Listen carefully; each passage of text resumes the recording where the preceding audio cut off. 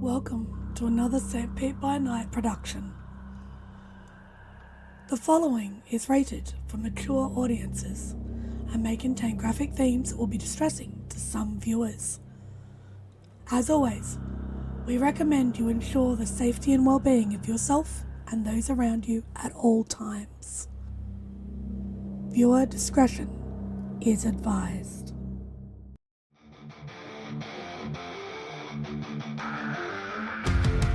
In the heart of night, we rise from shadows, howling at the moon, igniting our battles, cleansing Gaia of an endless fight, until our final days we will fight. Thanks, man, we stand united as one.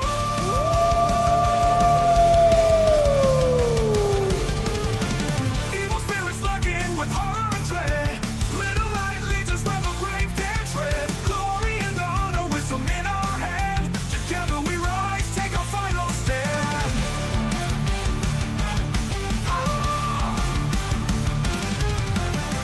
Everywhere we run, the wind is at our back. All the warm forces we will track. From the depths of the ocean to the clouds in the sky, vampires tremble as we learn to fight. Rage across Tampa, in this fight we'll stay. Evil spirits lurking with horror and dread. Little light leads us where the brave dare tread. Glory and honor, wisdom in our hand. Together we rise, take our final stand.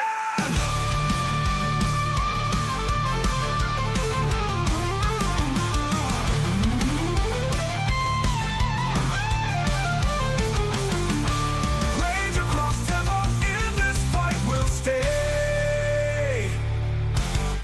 Everywhere with the pack, let the night be our guide.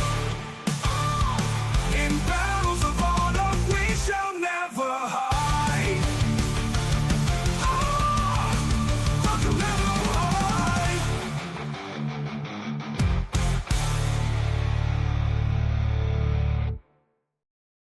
Good evening and welcome to the St. Pete by Night Entertainment Network. St. Petersburg by Night is an online World of Darkness role-playing community originated in St. Petersburg, Florida, but now spread to the world as we know it. My name is Kent, also known as Misha Kent on all social media, and it's Tuesday night, and you know what that means. It's time for Rage Across Tampa, our Werewolf the Apocalypse 5th edition chronicle set in the city of Tampa, Florida, where the Sept of the Evening Star attempts to combat the forces of the worm, both physical and spiritual. But before we get into all that, have you signed up for the Ko-fi yet? Because if you haven't, you can for as low as $5 a month and get access to all kinds of behind-the-scenes material. And the Tampaverse has expanded quite significantly recently, which means Ko-fi members are getting even more behind-the-scenes material. So sign up for the Ko-fi. It really, really does support this community, this show, this channel, all of it.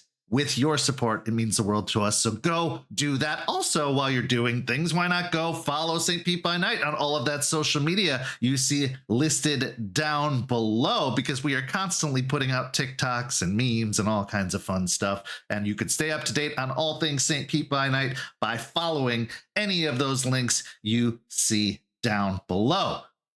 Let's get to the reason we're all here. Rage Across Tampa by introducing the amazing players who make this story possible. Players, go ahead and introduce yourselves if you please. Hi, everybody. I'm Champ, Champagne, Drunk Gandalf, whatever you want to call me, and I will be playing Aspen Weiss, Violet Ox of the Silverfangs. Hi everybody, I am Nori, and I will be playing Malicious Jester, the Black Fury Galliard. Hey everyone, my name's Preston. I play Jason Dreams and Decay Thorn, the Urge of the Bonar. Howdy do, how are all of you? I don't have a quippy intro like Champ today. My name is Nick. I'm going to be playing Izzy, aka Entwined Smiles with Claws, the Arun Child of Gaia.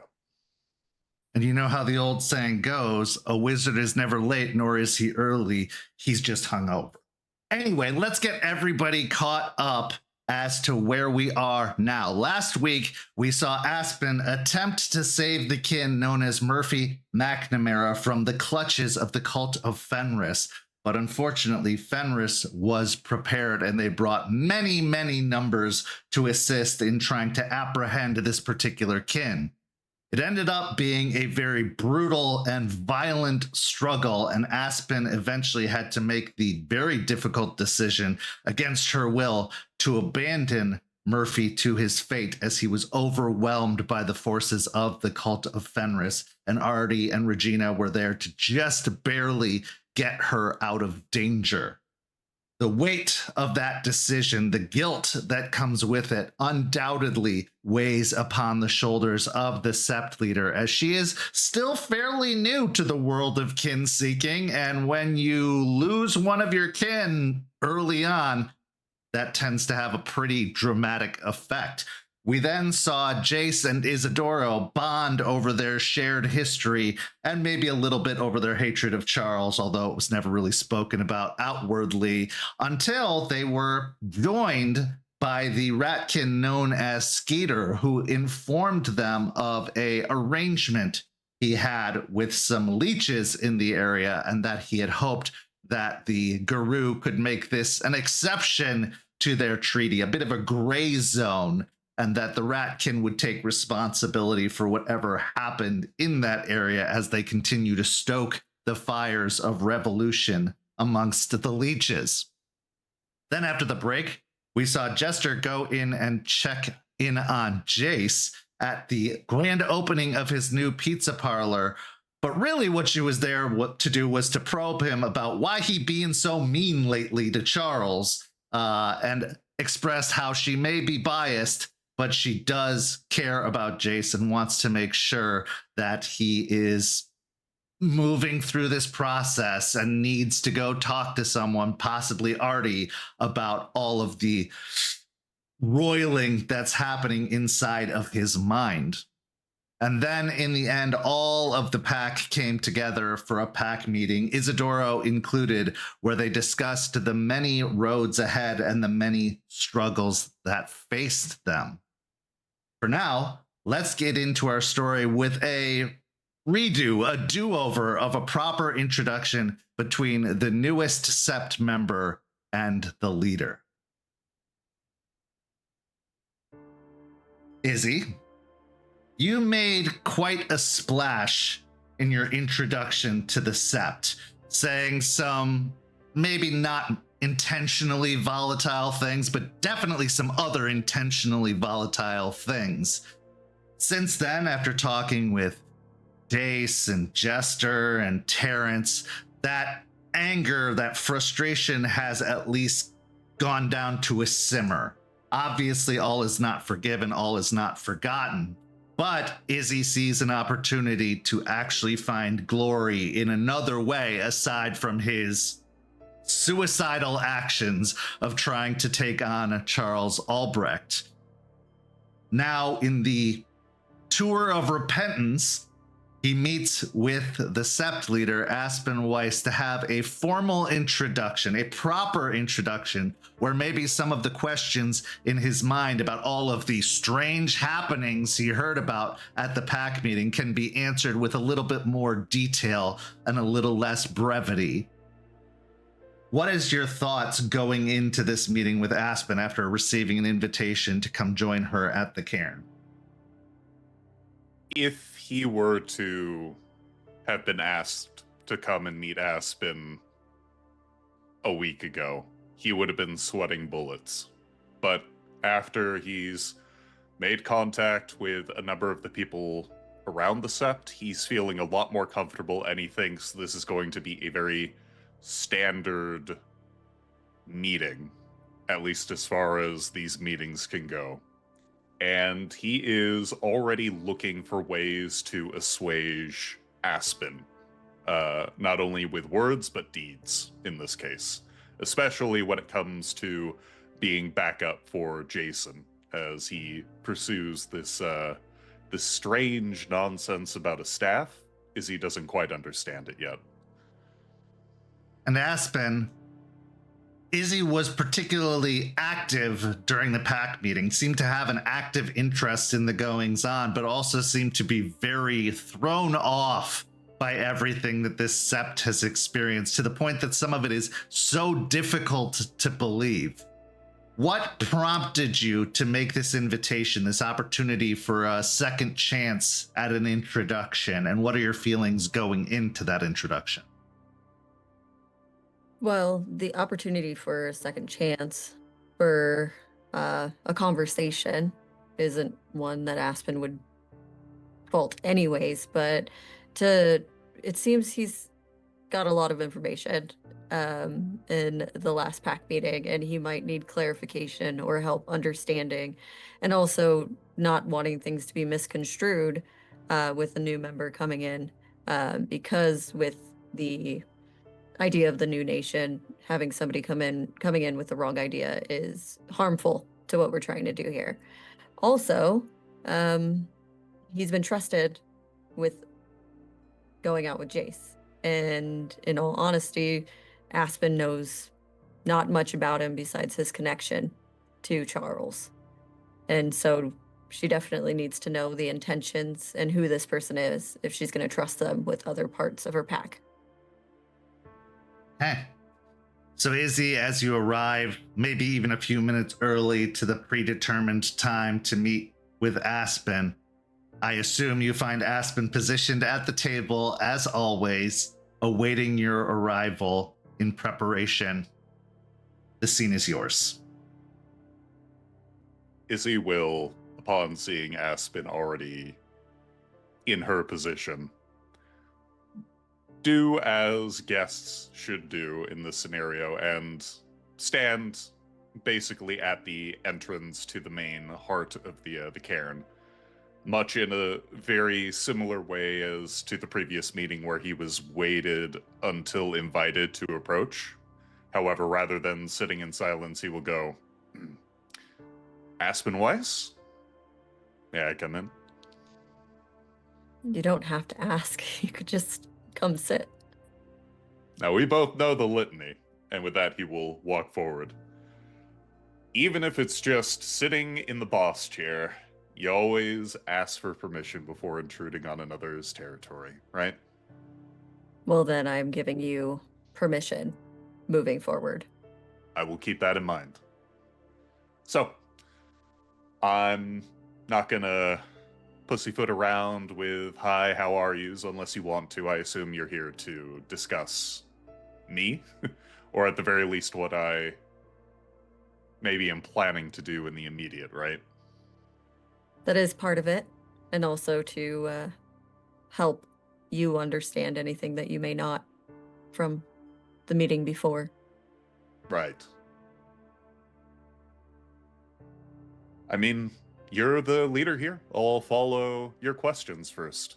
What do you have for me? Okay. And she'll lean in, putting her elbows on the table. You're staying. Why? A couple of reasons. And with that, he will look Aspen as much in the eye as he can and go, I'm not entirely certain as to what my presence here will accomplish, but it's come to my attention, especially through people we both know mutually, that I'm apparently needed in some way. Now, I can't say for certain for myself what that is, but given what I've seen so far and what I've learned in chatting, there is a degree of help I feel I can provide for this sept. Okay. But to that point, you could be helpful in any sept. Here, I know you have issues with some of the people around, and up until, well, that first meeting didn't bring confidence. That could be rectified correctly, and working well together would be something that the two of you could do. So why here? Why are you staying here to help? He scratches at the side of a cheek, averting his gaze before going. You are correct. My initial landing with this sept was partially upsetting, intentionally goading in some moments, but whether or not I find objection with a particular member is besides the point in this particular moment. I could say that Unicorn came to me and told me to be an elder and a leader and all that, but, well, as a man I do not like very much right now once said I'm not very good with spirits. And so, the main reason why I'm intending to stay with the sept is because the nation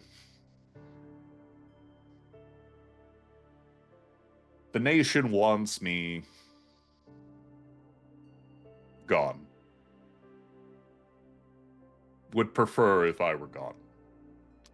And I'm happy to oblige, at least in this moment. At the very least, give me time to think.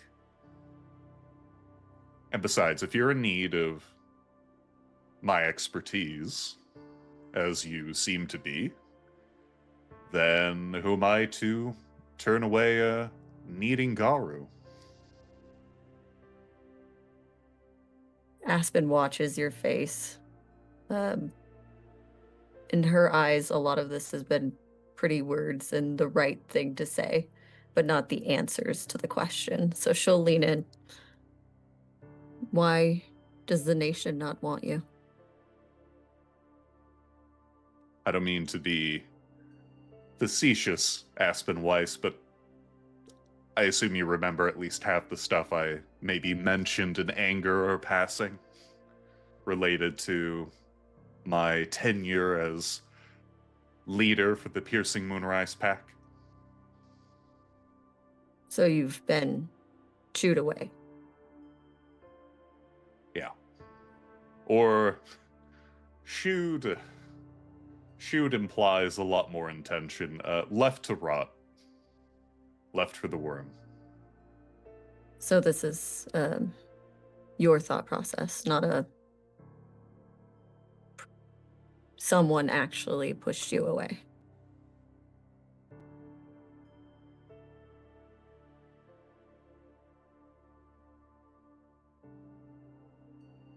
There's a long pause as he thinks of exactly how to impart this knowledge to someone who is technically in this moment a superior, but he'll sort of lean back in the chair, angling away from the table as he crosses his arms in his lap.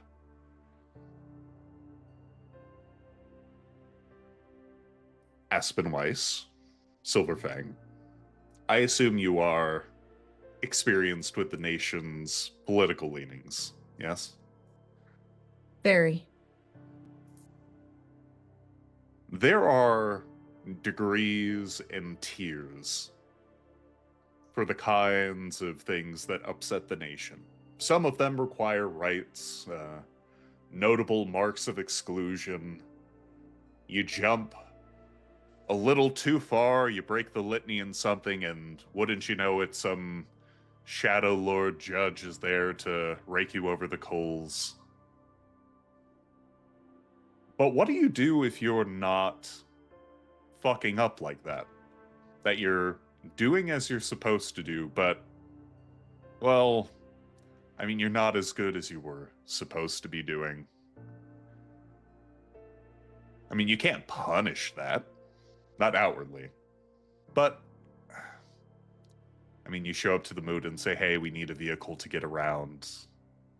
Maybe you don't give much support in that, or Hey, thank you for solving our local leech problem. Now get out.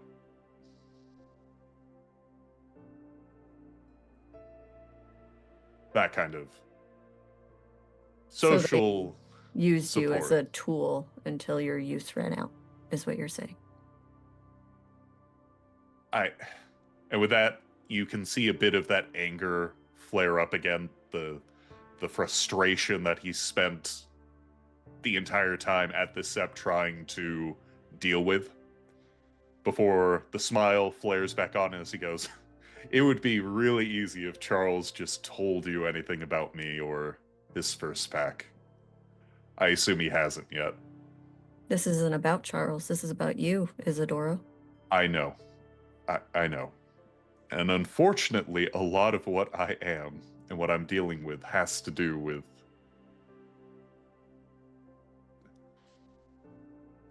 Charles. I am trying really hard not to fall into old habits of talking about things that are still important but not me. However, Aspen Weiss, you have to believe me. I truly do hold Charles Albrecht in a lot of contempt for the stuff I've had to deal with for the last few years. And so,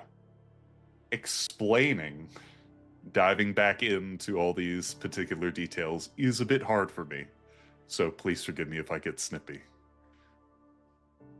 I'd rather you be honest than put on a pretty face.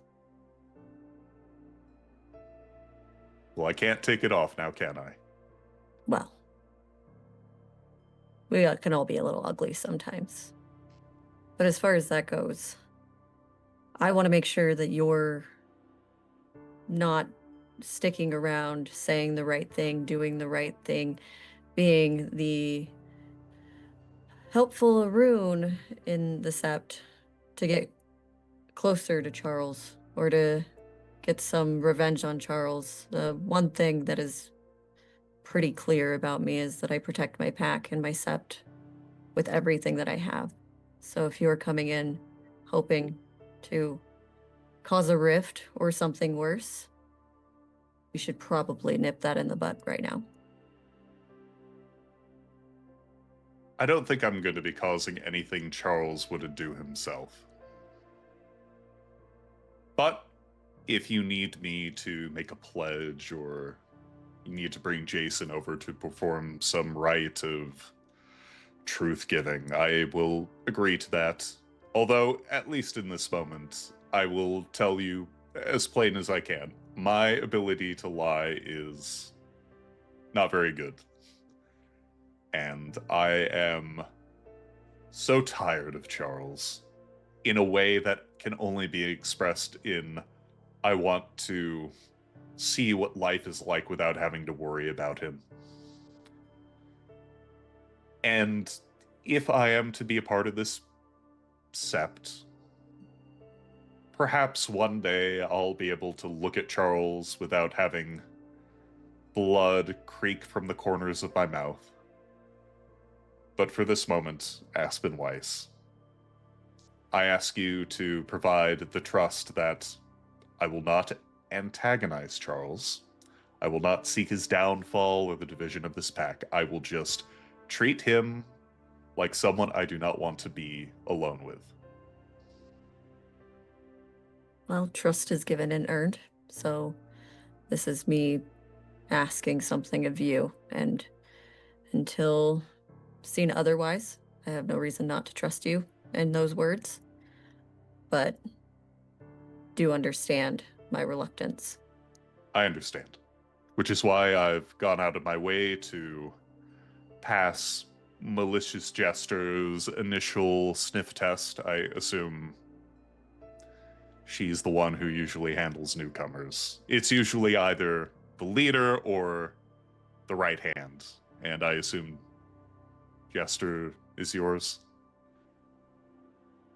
You could say that, but also we don't do things as traditionally here. It's kind of whoever finds you first has the Oh. conversation. Well, I hope I passed hers. And I've also spoken with Jason, Dreams in Decay. A lot of reminiscing. I'm not sure which of these two might have told you that I've paid a visit or had a chat with them. But for Jason specifically, he and I were technically members of the Echoing Roots. Not at the same time, but, you know, alma mater situation, I guess. Well, if that's the case, then I apologize for your loss. Yeah. Yeah. We talked a bit about that. Some of the elders there and stories about, well, things that are in the past now, I guess.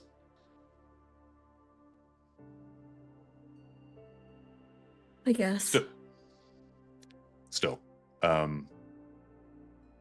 Aspen Weiss, do you have any other questions for me? Obviously, my words in this moment are under a microscope.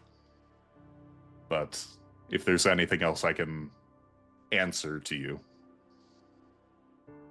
You can just call me Aspen. Aspen it is. Oathbreaker if you want to get extra fancy. Well, as I said in my introduction, friends call me Izzy, and if you want to be formal, you can call me Ent if you don't want to use entwined smiles with claws in its totality.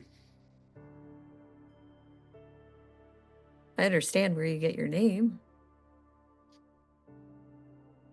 I do have one last question, at least for now. I think getting to know you will take much longer than that, but you're not here. She pauses.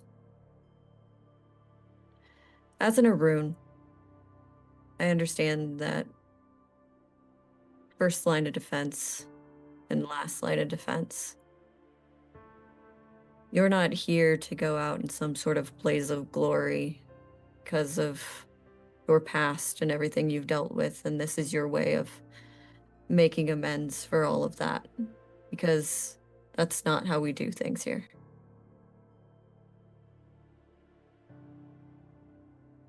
That was my initial intention, but now that I'm, well... And with that, he thinks back to Terrence and Unicorn.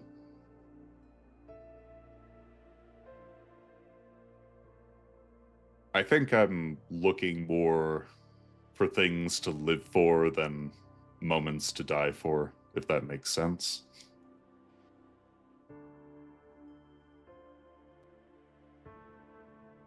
Good answer.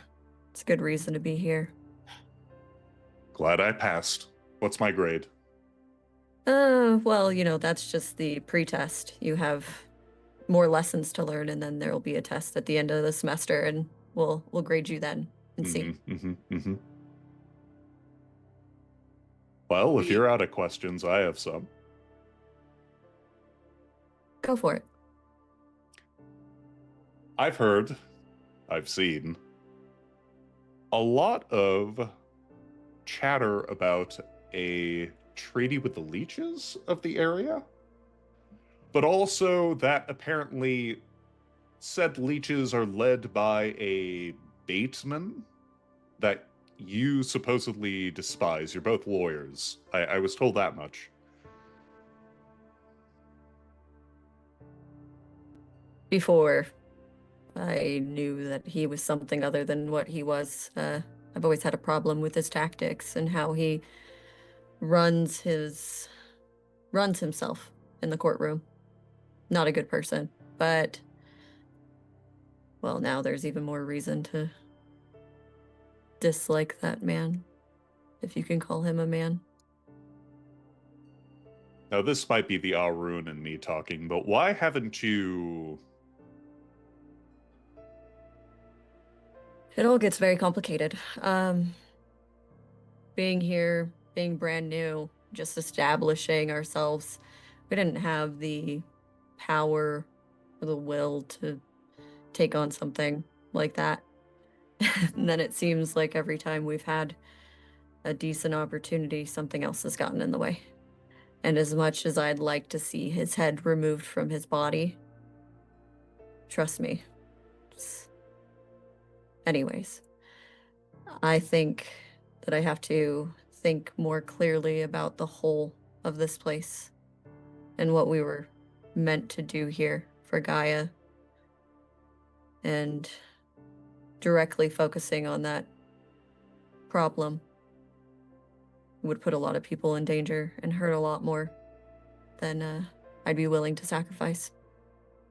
I see. Well, obviously, even the quietest of the Garu are still warriors and defenders of Gaia, but in this case, I entrust your Philodox vision that the attack would not be worth the sacrifice in this case. Still, if you have any plans for dealing with this Bateman, who has come up on many a lip, I am willing to offer what services I have in decapitating leeches. Might have some uses in the future, but for now we'll keep you on bodyguard duty for now. Very well. The other thing I wanted to ask is, what is this about other changing breeds? Yeah, well, I'm a terrible person to talk to about the esoteric of it all, but the cairn, she points back, is special.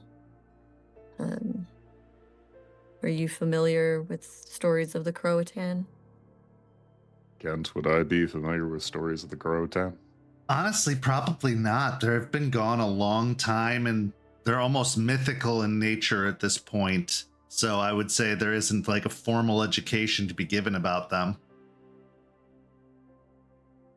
Izzy nods politely before going, no. Yeah, that's usually the reaction. They were a tribe of Guru from before, actually quite good at opening cairns and working. It's a whole story, and Jester would be much better at telling it, and Eliza would be much better about telling you the spirit part of it all.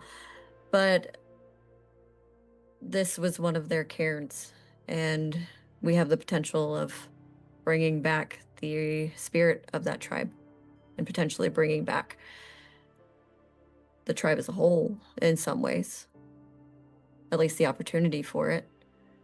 But because of their affinity for cairn building, it's brought a lot of the Farah towards this cairn. I don't know, a sense of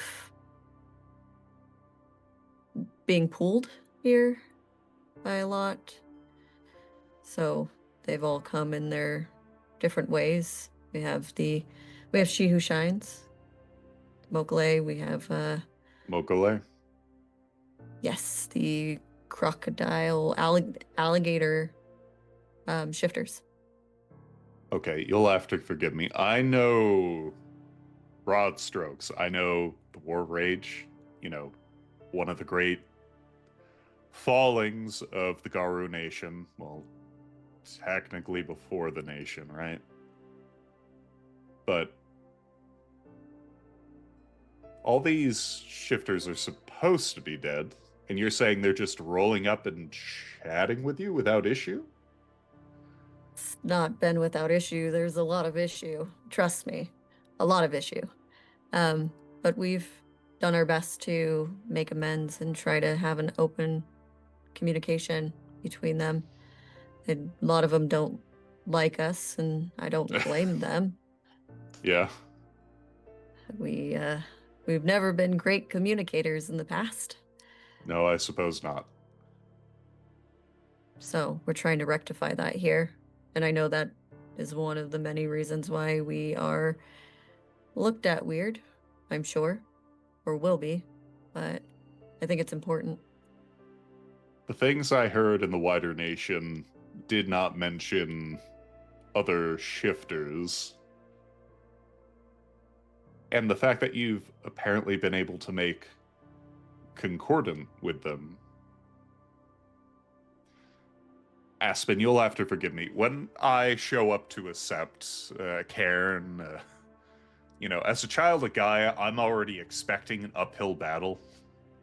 But apparently you've already done half the work of what Unicorn dictates, so I feel a little lost on what to do now. I'm sure there's going to be plenty more opportunities, especially trying to get back Turtle. It's going to be a big task, and I think if you're willing and can be trusted, you might have a big part in that. Maybe. I mean, if you've apparently brought werebats back, or whatever that particular thing was, Jester mentioned it, the West Virginia Sept mentioned that was a big thing, and now you want to bring back a whole lost tribe's patron, which means that the tribe can come back? Is That's that the the spiritual ramification I'm thinking of? That's the hope. Again, I don't know the exact how it all works, but that's the hope, is that we bring back Turtle and the tribe can thrive in some way. And the spirit isn't just like sitting in a garage somewhere, right? No. It is it's in a lake, I think. Okay. Which lake? But far away in a magical place with fairies. And she smiles really big and sarcastically. Okay. Honestly, This will be a question for later, I think. I don't know if we have the time, right? Well, I mean, that's what we're here for, and I guess if you're going to be sticking around, I should let you know some things. I believe you remember Jace talking about fairies, the fae. They I don't have the words. I have to assume it's something, and when I see it, you're gonna point out something weird and go, "That's that," and I'll go, "Okay, I have a reference now." Right. Well, with us helping them was also because Jace wanted to try to get Turtle back, and they know where it is because it is where they are from. Huh. Well, seems easy then. That's where you come in, to help Jace do what he's got to do with this staff and Moses, and break out another Fae from the staff, and hopefully will give us our in to magical fairyland. Well, here's a third question for me. Do you find Jason's instincts for when to initiate teeth and claws to be trustworthy? Obviously, I knew him loosely, but you're his pack leader. Jace is a very capable guru in a lot of Okay. ways, but I- when it comes to combat, I sense nerves, apprehension. Okay. I'll have to keep that in mind for when things get questionable and dicey. He's become pretty well rounded with a gun, but he was learning from Charles, and that hasn't been happening as of recent, so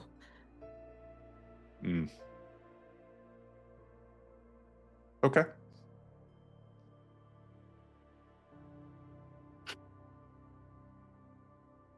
To distract myself from talking more about Charles, final question, I promise.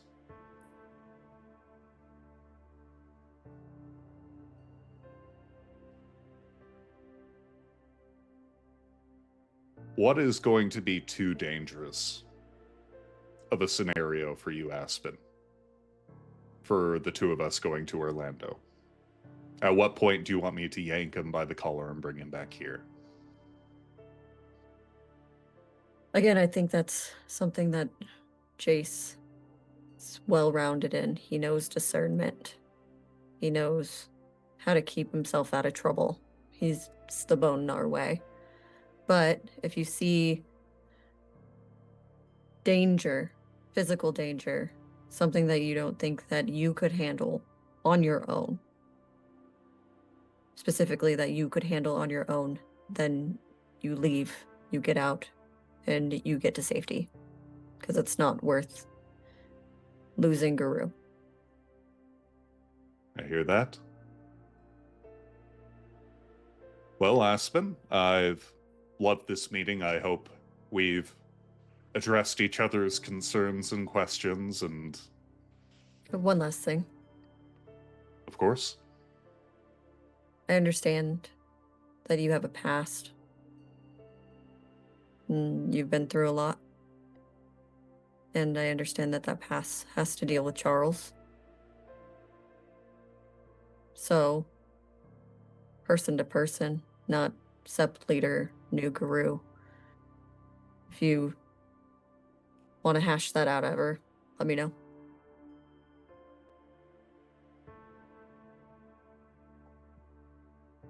I'll keep that in mind.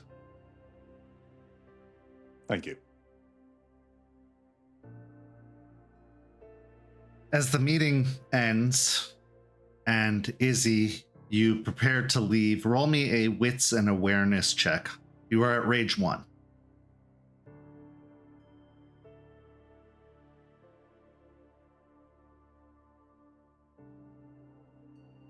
Two. As you're preparing to depart the cairn to go back to settling in the city of Tampa, getting moved into your place with Terrence, and just laying down at least some very shallow roots early on, your eye is drawn just slightly to the appearance of a figure standing within the area of the cairn. Now, of course, Eliza can be seen moving around. One of the hellhounds can often be seen lurking nearby. But this figure bears a striking resemblance to someone you once knew. Long, dreaded locks fall down onto shoulders of a youngish woman, probably in her late 20s, maybe even early 30s. It's only for a moment that you catch sight of them, but they couldn't possibly be here. Everything you've heard, everything you witnessed or investigated says that they were one of the fallen of the old sept.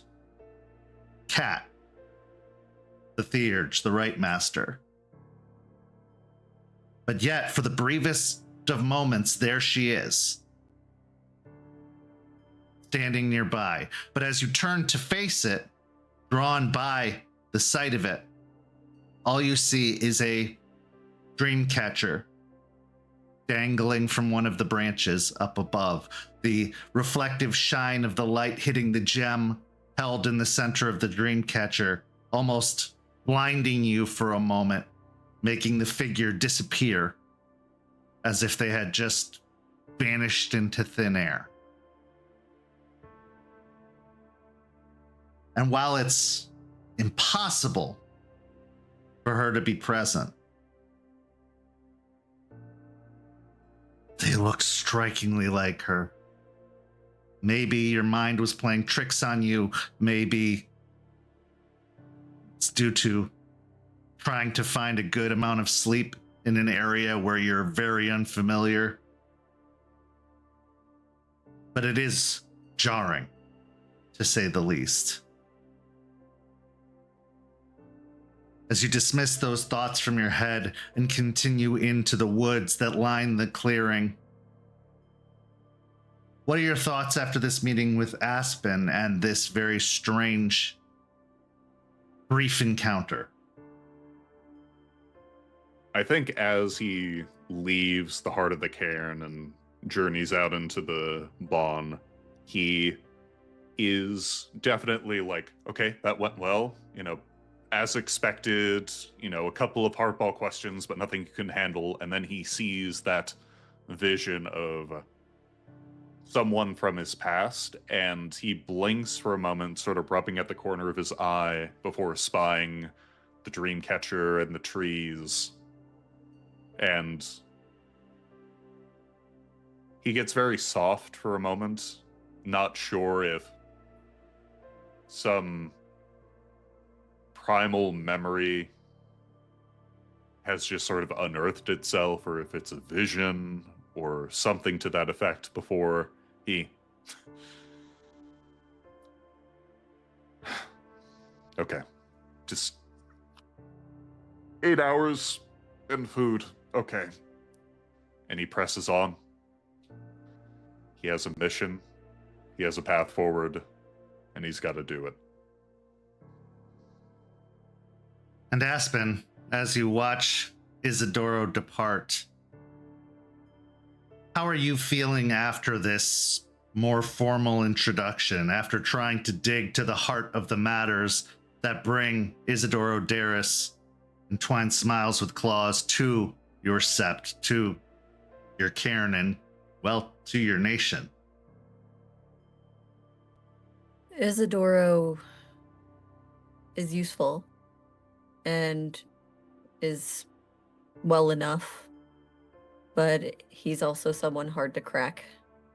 Talking to him, he's hiding some of his real feelings under the surface. And even though he's a child of Gaia and they're not great liars, doesn't mean that there's not a way around that. And so he's intriguing, and she wants to know more about him, but isn't trying to push right now, and is just watching to see if he can be trusted with everything going on. And also keeping an eye to see when that dam eventually breaks, that is Isidoro and Charles, and whatever that might be. Dams have two sides.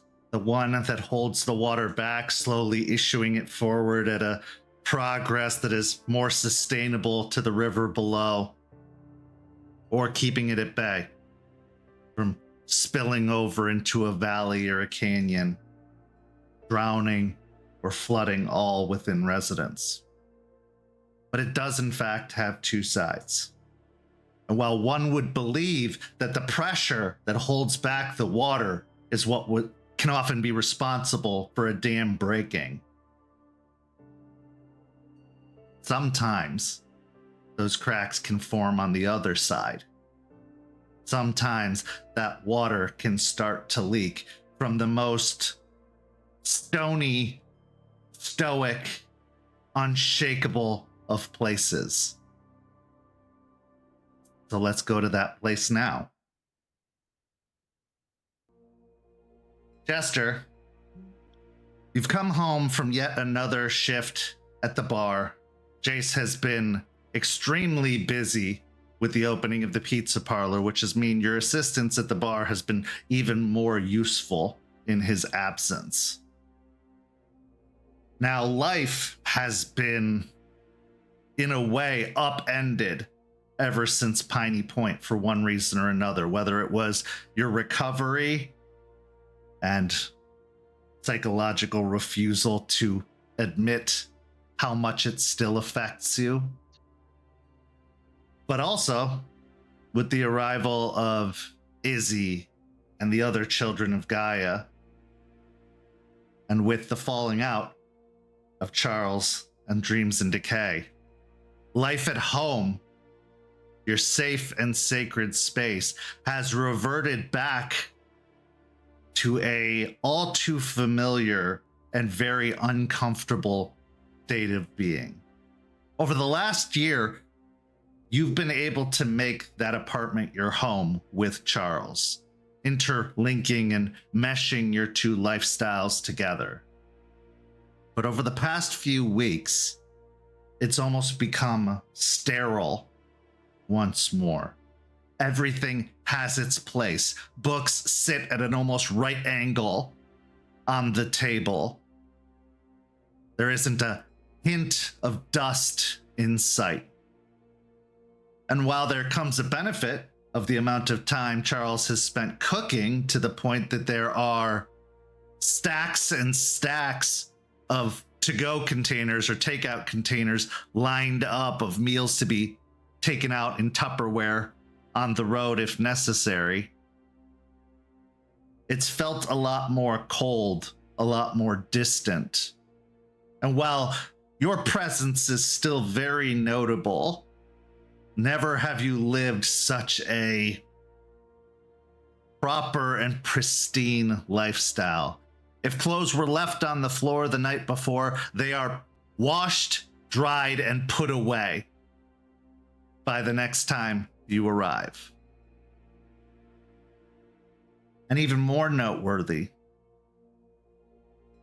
Charles isn't going out as much as he used to on patrol or to training.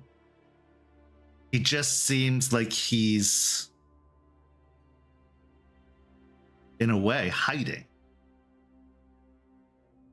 So as you return home from that shift at the bar and you open the front door to the apartment, the most delectable smell hits your nostrils as you can hear the sounds of sizzling pans, plattering dishes coming from the kitchen. It smells like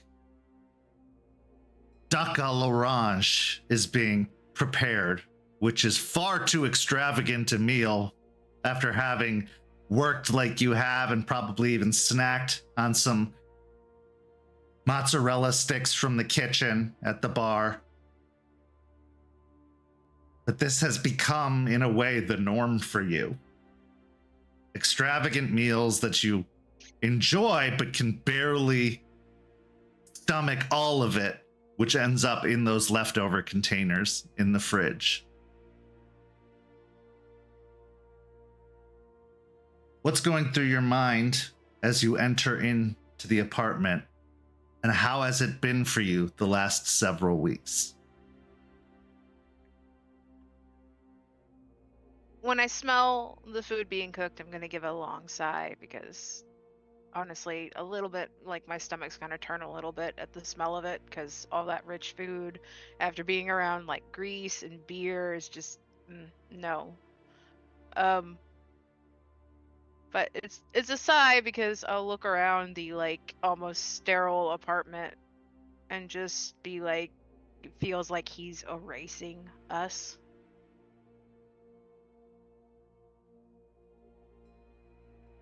And hasn't wanted to talk for weeks. Which is a bit stressful, like having to manage it along with Jace's feelings and Izzy's feelings and trying to get back into a routine of something so that I'm not reminded of what happened at Piney Point. At least it's a bit of a distraction, I guess. I'm going to walk in and kind of just like throw my bag and my laptop case just like on the couch all haphazardly, and like just walk to the kitchen and watch him cooking for a minute. As you pass through the dining area and into the almost alley style kitchen beyond, you see that the table is already made up. All of the plates and knives and forks are laid out, the napkins pressed and folded in their proper place. Charles is hard at work in the kitchen, his jacket removed, his tie completely missing as he moves about preparing the food as he often does. His sleeves have been rolled up over his elbow to make sure that they don't get even the slightest bit of splash or spatter on the very shockingly white fabric of the shirt. As you enter in, he notices your presence immediately because some instincts die hard, and he gives the most minute of smiles, but roll me a wits and insight check. Okay.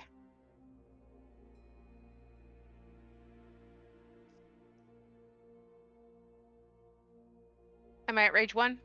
Yeah.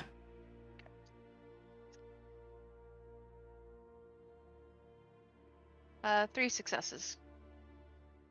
You catch a look in his eye, even for just a moment, where his gaze softens upon seeing you, where it snaps out of his hyper-focused or distracted look that he often has been carrying these days to a moment of just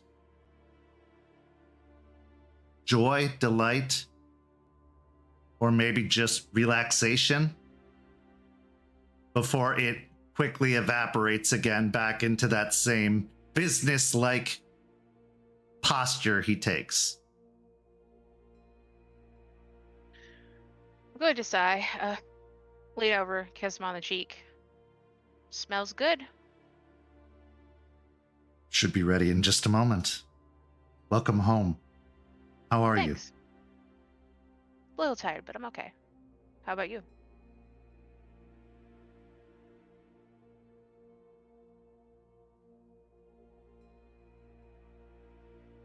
I don't lie, and I'm not going to make a habit of it now. I am fine. Mm-hmm.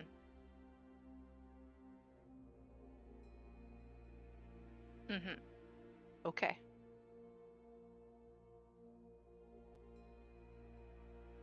I'm gonna go get changed so I don't smell like beer. I'll be back. As I'm leaving, I'm gonna quietly open the cupboard with the glasses and get the glass with the stickers on it out. And as I'm passing by the set table, I'm gonna replace Charles's glass with the sticker glass, and then go in the bedroom and just set that glass in the bedroom as I get changed.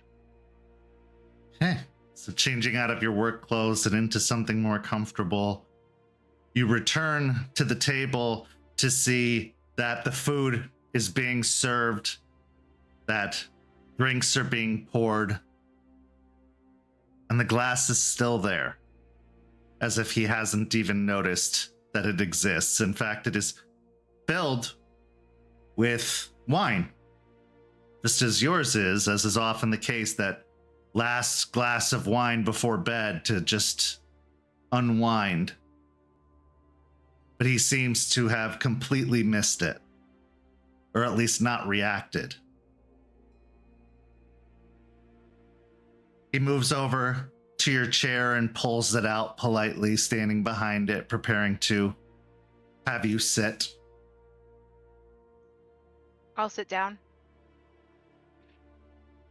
He then takes a steaming platter and opens it, serving out a portion for you before moving over to the other side of the table and serving out a portion for himself. He then puts the top back on the platter and sets it in the center of the table before moving to his seat and sitting down.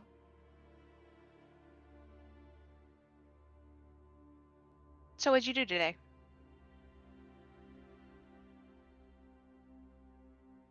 Well, there was daily training with the new arrivals in the morning. Lessons with Delphine, who is continuing to grasp the concepts of the nation, or at least the nation that was. A patrol through the Bawn, and then home. Typical business. And that's all we're doing now lately, isn't it? Business. He pauses in mid-cut of the duck and then removes the fork and knife and sets them to the side. What else am I supposed to do?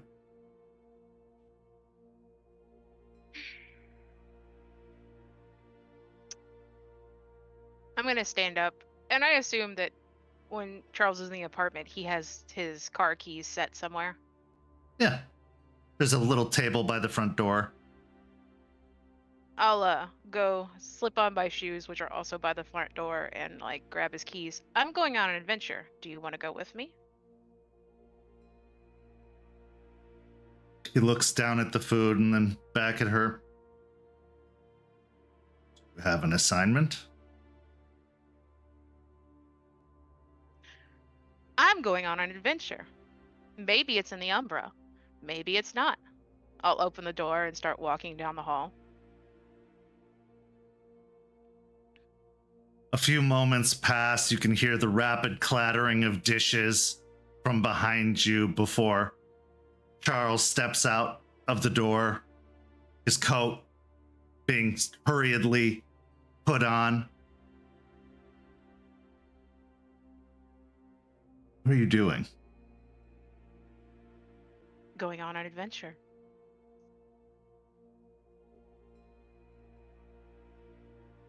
As if a look of realization crosses his face, he says, I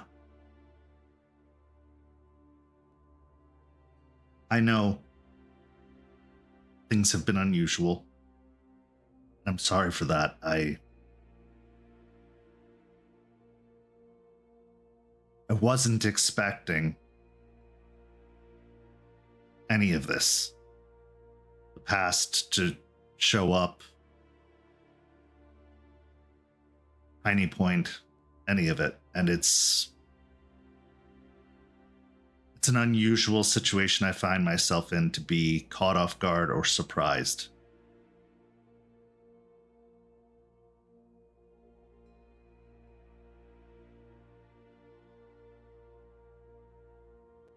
I appreciate that you are trying to shake things up, but I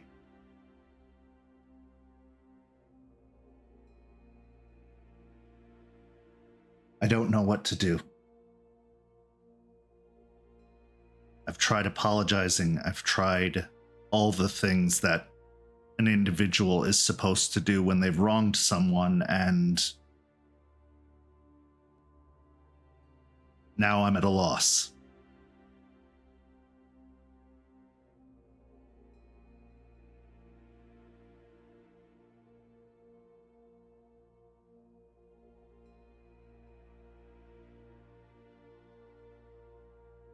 I'll pause, just let the keys kind of just dangle in my fingers.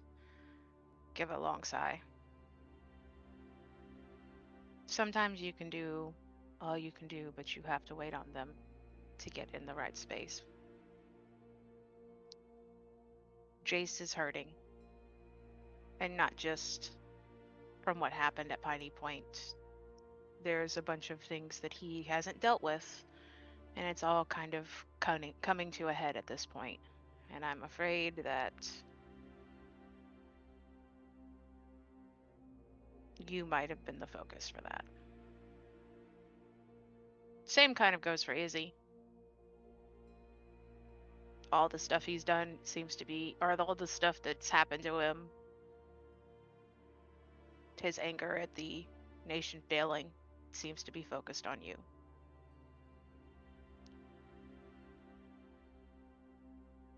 And aside from apologizing, there's not much you can do about it. Except maybe get out of the freaking house and we can get out of the city for a little while and just take a break. What if he's right? What if it is my fault? Who? both of them. But I was referring primarily to Isidoro and his belief that the nation, or that I am at least a symptom of the nation's failure.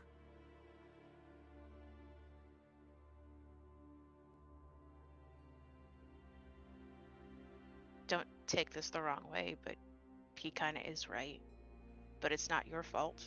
It's the nation's fault for what they raised you to be. They made you into the image of what they wanted.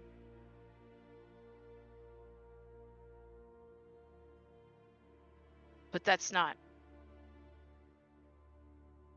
completely on you. And what happened to Izzy, especially like years later, wasn't on you. Yeah, there were probably some things, but not all of it. That was 3 years ago. Like, he led that pack for 3 years. If it was completely dependent on you and you would be the fault, that pack would have dissolved not long after you left.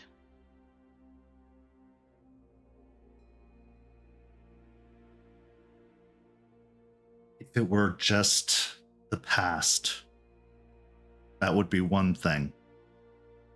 But it's affecting here, now. What you and Aspen, Jason, Eliza, Arthur, what you're trying to build.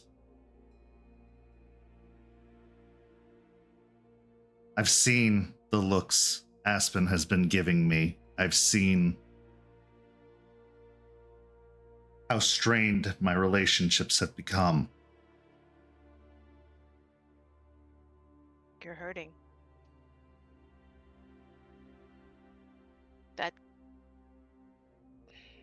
It's hard to act normal when you're in pain.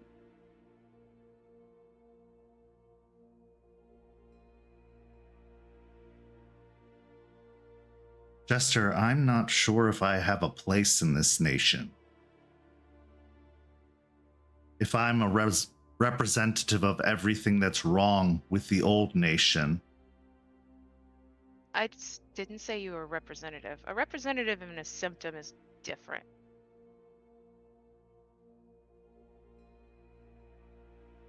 And you're kind of breaking some of those habits in yourself.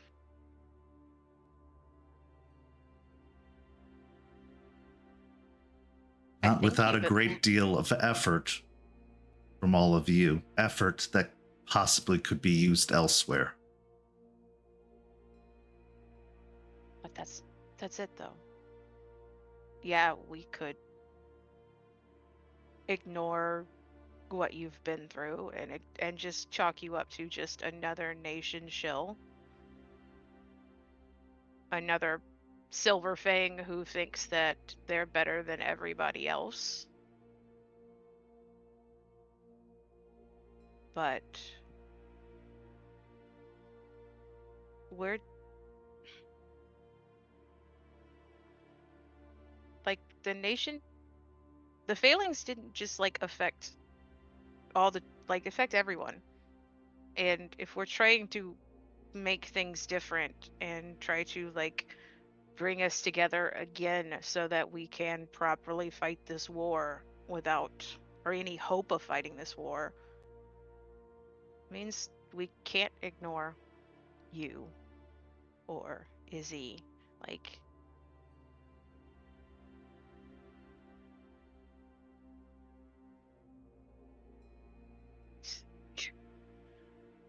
you're worried about being not like us, but you are as much like us as Jace is, or Izzy is, or Aspen or me.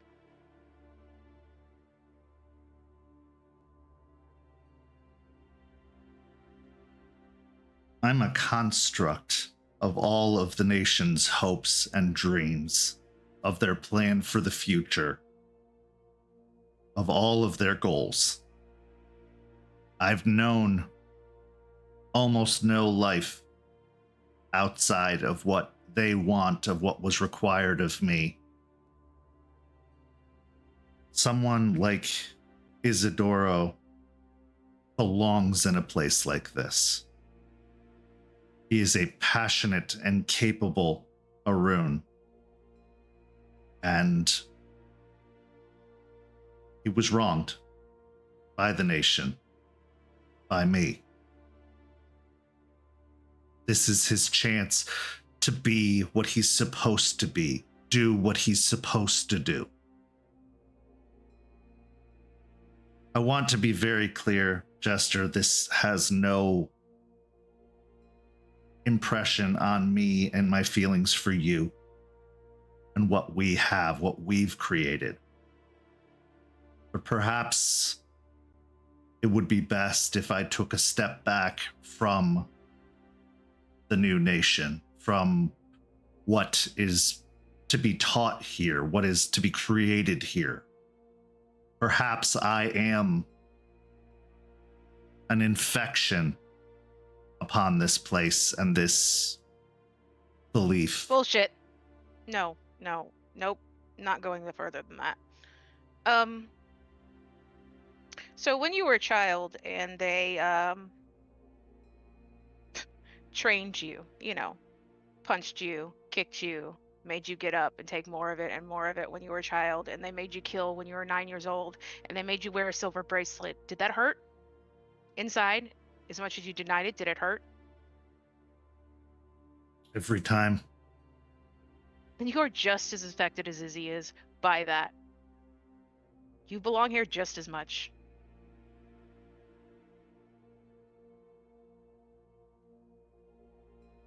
I wasn't a prisoner. I woke up every day choosing that lifestyle. You were a Choosing. child.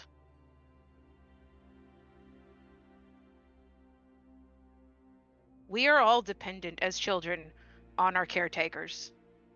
And we believe the things they tell us are the right things because they are our caretakers, and we want to believe that they care for us. So no, you didn't have as much choice as you believe you do. You couldn't have left. Where would you have gone as a child? They would have taken you back. Would have forced you to come back. You weren't free to choose. You were choosing because it was the safest option for you.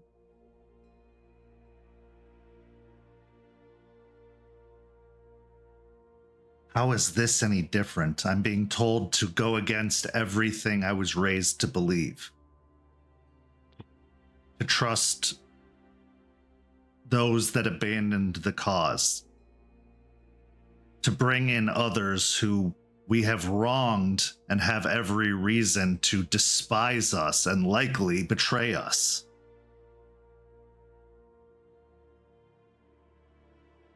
I am tasked with educating this entire new generation of guru, but all I know is what I've learned and was taught.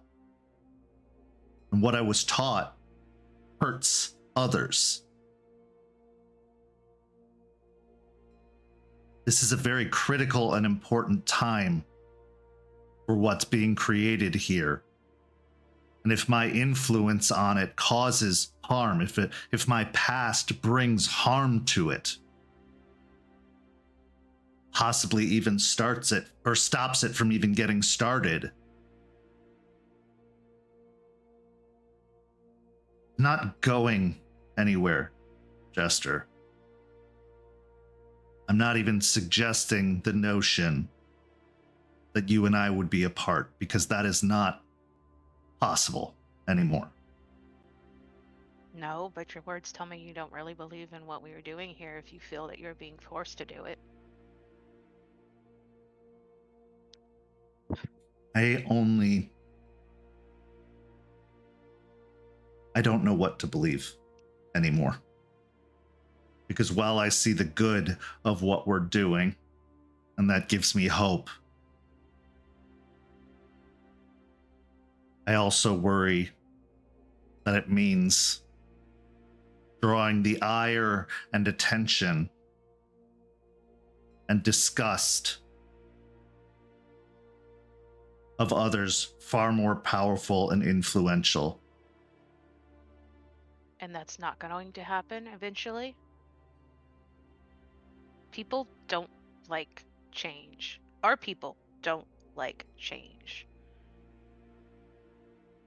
We literally have the litany, which I'm pretty sure half like Seps don't agree on what it means, but those words are so ingrained and have been ingrained in so long that like we have to follow them, but nobody knows exactly what they do or what they're for. Like they're so nebulous. Do you think those with power aren't going to look at us and want to squash us with your cure or not?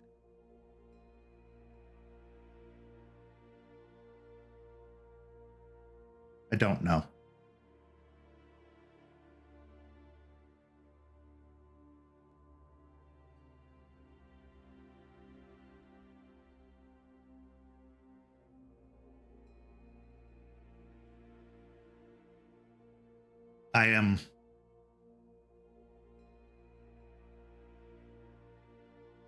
I just want to make sure those deserving of this chance can have it unimpeded by the things I've done. I want someone like Isidoro, who for the longest time I thought was dead, to get a second chance. But if he remains angry and distracted because I'm here, if Jason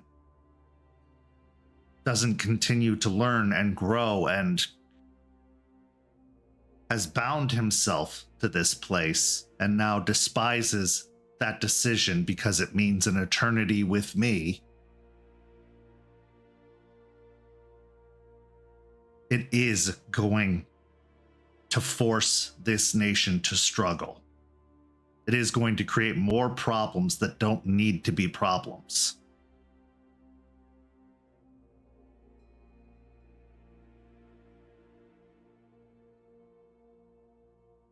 You told me once not to put so many of the burdens of others on myself. Do you remember that?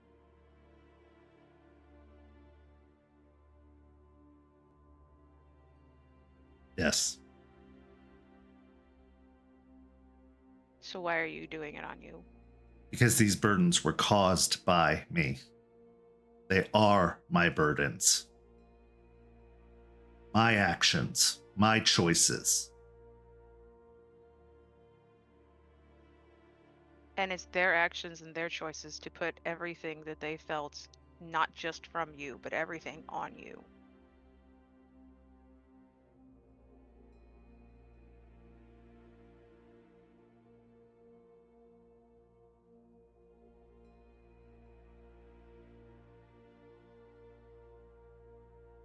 I talked to Jace. Told him he needs to get some help. Hopefully he'll listen.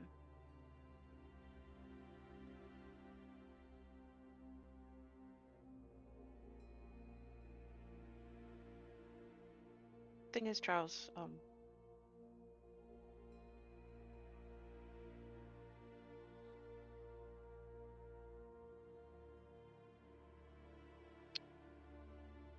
this moment,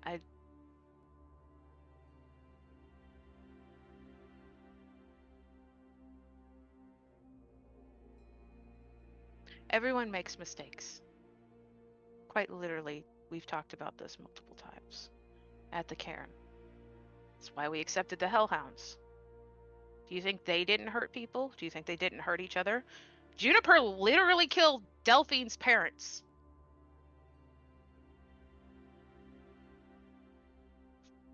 They were improperly educated.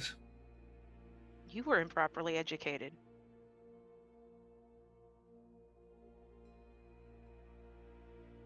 You were improperly educated on how to actually form relationships and deal with people. And maybe instead of trying to back away from that and hide, you'd step up, you be a fucking man, and you learn how to do it.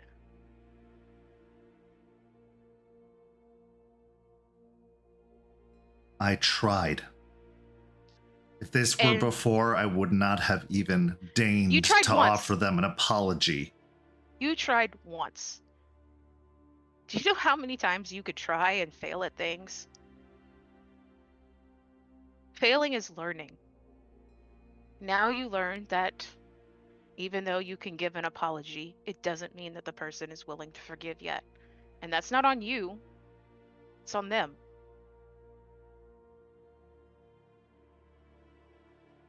That's on their feelings of that they're not able to cope with.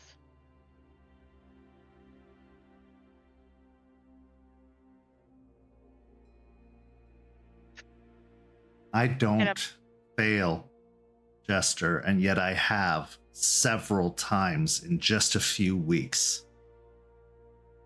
And that is your problem. Failing is learning. Failing is life. Failing and surviving is how we grow.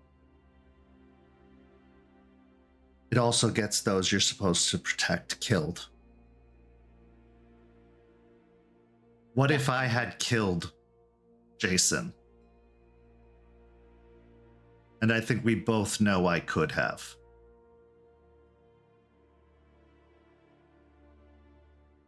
It would have been awful. And it would have been terrible. And I would have helped you through it since I went through the exact fucking thing. Maybe not exactly. I didn't kill Ryder, but I got Ryder killed.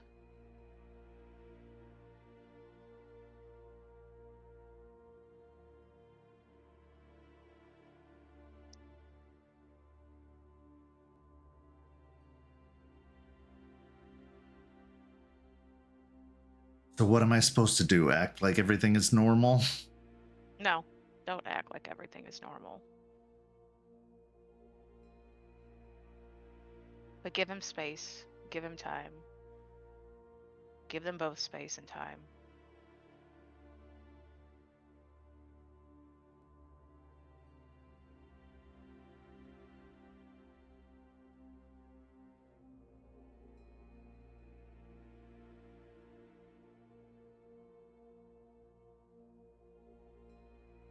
That's what I'm doing.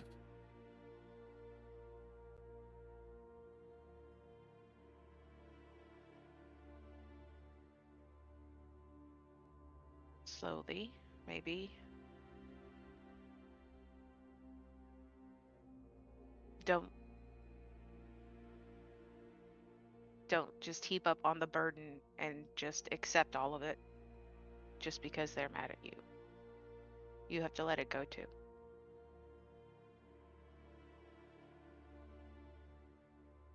Though you probably should eventually have an actual conversation with Izzy and maybe apologize for like leaving or something.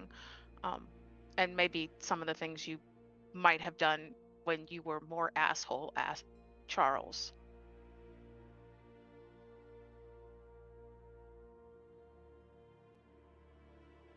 When I left,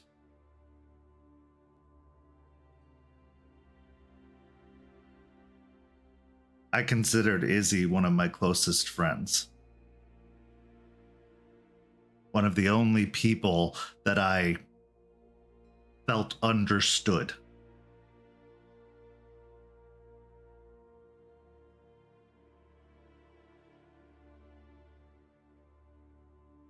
I come to find out now that no,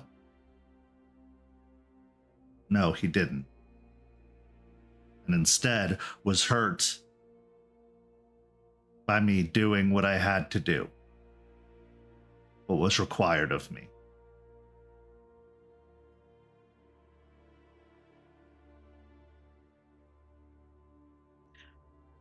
Just a quick question. On this understanding and closest friends, did you have a conversation so he understood where you came from and like doing what had to be done? I think we both know if we did, we wouldn't be where we are. Okay. There had to be an understanding when everything was created, when it first began, as to what it was.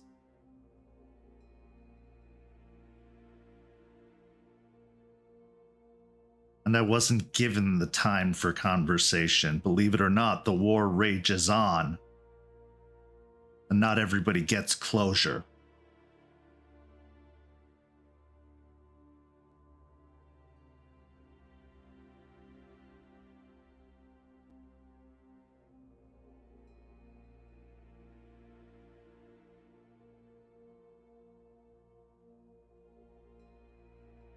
I understand what you're saying. And I will try.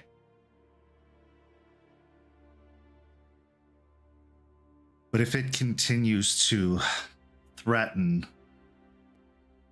the new nation, if it continues to cause a rift between myself and those that I'm sworn to protect, I'm here to protect, I don't want to prevent others from joining this cause because of the history we have. I don't want to dissuade others from embracing this belief structure because they're too focused on who I am and what I've done.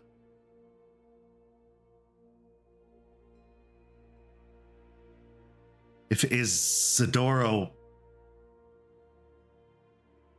wasn't looking to get himself killed by my hand, he probably wouldn't have even come here, especially once he'd heard that I was here. How many others could have the same story that we don't even know about?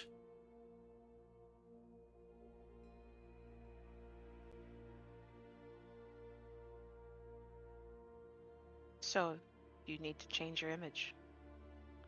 Once again, you're laying on, I am making these mistakes, or I have made these mistakes. But instead of trying to do the hard part of rectifying them with the people, because you failed with Jace, you just want to step back and disassociate with everything and everyone as a whole. And how is that helpful to us?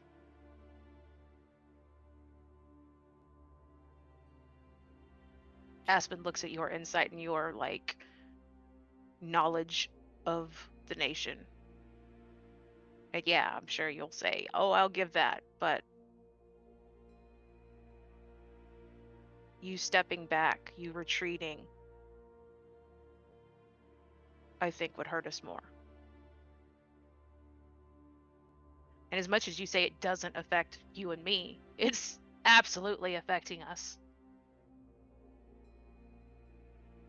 One, you're feeding me super rich, like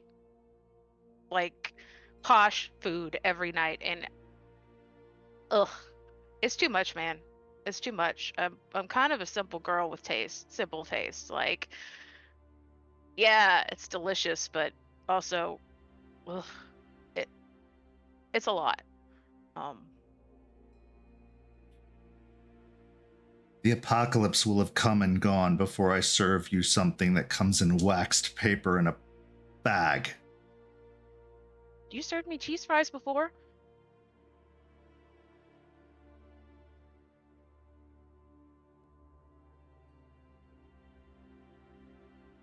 They were fancier cheese fries, but they were still cheese fries. When I was who I was, when I first got here, no one got hurt. No one got put at risk. So now you're heaping everything that we've experienced since you got here, all the hurts and things, since you've changed on your change. Except that, let's see, Ryder died before you got here. My people got kidnapped before you got here. I think Rachel died before you got here. So we were experiencing a lot of pain and loss way before you even arrived. They stopped after I arrived. Not really, man. Just felt like it was a small break.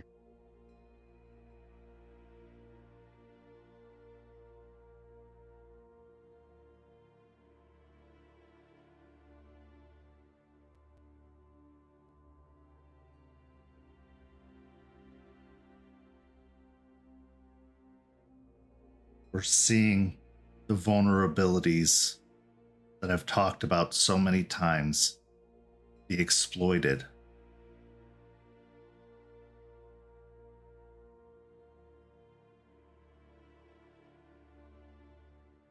So you'd rather go back to the way you were.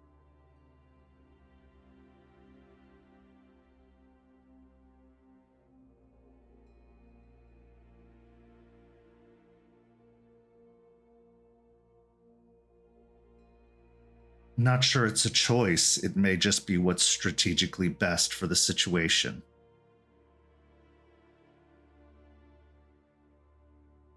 The helplessness I felt being bound. And then the helplessness I felt as Jason was so afraid.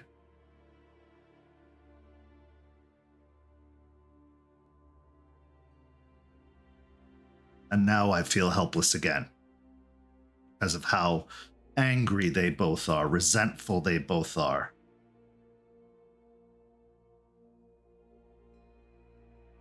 I don't live in remorse. It's because you're afraid to face the helplessness and the fear of that helplessness. So you just move on.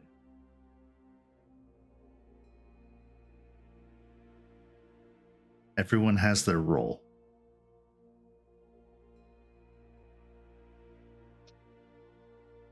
Yeah. That's why we're winning. I'll toss him the keys and walk off. I'm going for a walk. I can't do this right now.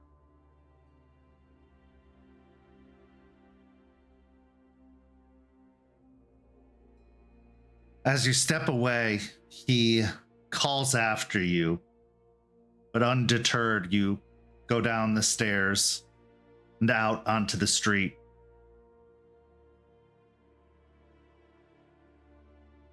What are you feeling right now? Frustrated, angry, hurt. Thinking really that every time he says that, like, his emotions are a weakness, makes me think back to me not wanting to start this relationship because of things like this.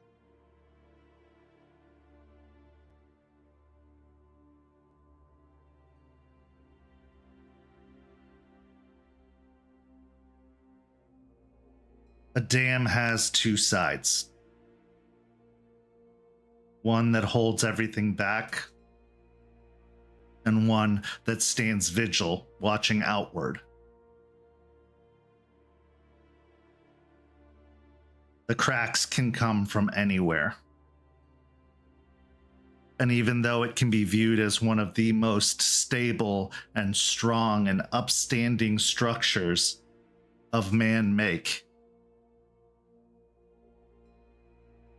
once the cracks form,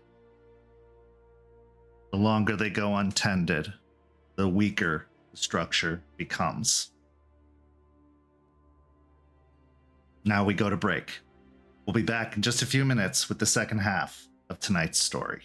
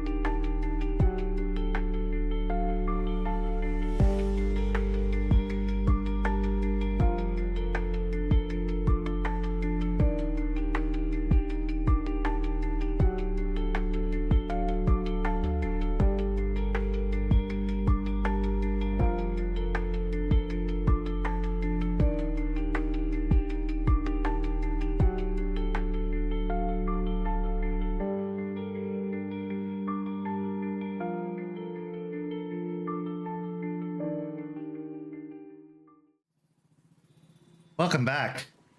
As we return, we find ourselves about 90 minutes to 3 hours, depending on the time of day and traffic, to the east or the northeast of Tampa, in the bustling metropolis known as Orlando. If you thought Tampa was a large city, you are sadly mistaken, because Orlando is massive. And when people think of this city, they often think of Disney World or Universal Studios. What they don't recognize or realize is those are on the outskirts of the city, sometimes not even in Orlando proper, like a little place known as Kissimmee. But Orlando is a monster of the Weaver's creation. Tall standing buildings, massive tourism, hotels all over the place, but it also has its own industry, its own soul, its own soundtrack. While similar to Tampa, it is also vastly different. Dreams and Decay entwines smiles with claws. You have arrived in the city with a very specific purpose: to seek out whatever ties Moses has to the area, to find whatever assistance you can to help with his almost amnesic affliction from the mid to late 80s. So, first question, how did you get here? And second question, did you bring Moses with you? We would have debated for a while on who's going to drive, but with Izzy bringing up the fact that he used to be the go-to driver, Jace will secede at some point, and he will ride passenger princess, but Moses is in the back of whichever vehicle that Jace rented for this trip. Okay. So we'll imagine, like most, it's probably a pretty typical SUV that you would get from any car rental agency, enough to comfortably fit 3 adult men. Now, the traffic of Florida is a beast unto itself. So, Izzy, I'd like you to make a composure and drive check to see how aggravating the traffic is for you. Is my rage still at 1? We'll see. For now, yes. 1 success. Okay, so by the time you arrive, having gone through various standstills, having been cut off more times than you can count, that by the time you arrive in Orlando, you are at a rage 3. Okay. But here you are, the city. A large Ferris wheel, lit up, can be seen in the distance. Countless tourist attractions, little water parks, or, Ripley's Believe It or Not. All kinds of attractions can be found all over the place. Where to begin? Where to start? Moses looks extremely intimidated by the surroundings, as if nothing bears even the slightest familiarity to what it would have been 30 years ago, 40 years ago even. The scene is yours. Izzy, not trying to tell you how to drive, but patience is a good thing. You don't have to ride someone's ass just because they cut you off. If anything, you can back the fuck off. Listen, Just an idea. Gaia is dying and every second counts, which is why when I see an opening that allows for at least 2 inches of bumper space, I'm taking it, okay? I get it. A couple breaths, that's all I'm saying. Walk Listen, over. the The orange state is really making me want to squeeze some juice. You know what I'm saying? Hopefully not too much. I'll just try to keep it under wraps for now. Just, we're here. We're in one piece. No dents on the rental. Everything's fine. I got it double covered, but just because you were driving and I wasn't. But yeah, no, you're right. Your trust was much appreciated. Now, what's our plan? I'm gonna attempt to do something, but I can't really have Moses see this weird thing I'm about to do. You're a conversationalist. You're a talkative guy. Can you just keep him distracted 2-3 minutes? That's all I really need. I can do that. Hey, Moses. Hey. What? What's that? What? Hey. So I heard, you're having a bit of memory issues. What use, can't say the skyline here as much to how you maybe remember it. What would you say has changed the most? And with that, he'll just start asking inane questions to occupy him. As the two of you step away, Moses pointing to various locations near and far, saying, that wasn't here, that wasn't here, that was called something else. Jace, what are you doing? Trying to go to a little bit more secluded area. I get that it's popping wherever we're going to be at this point, but somewhere less eyes.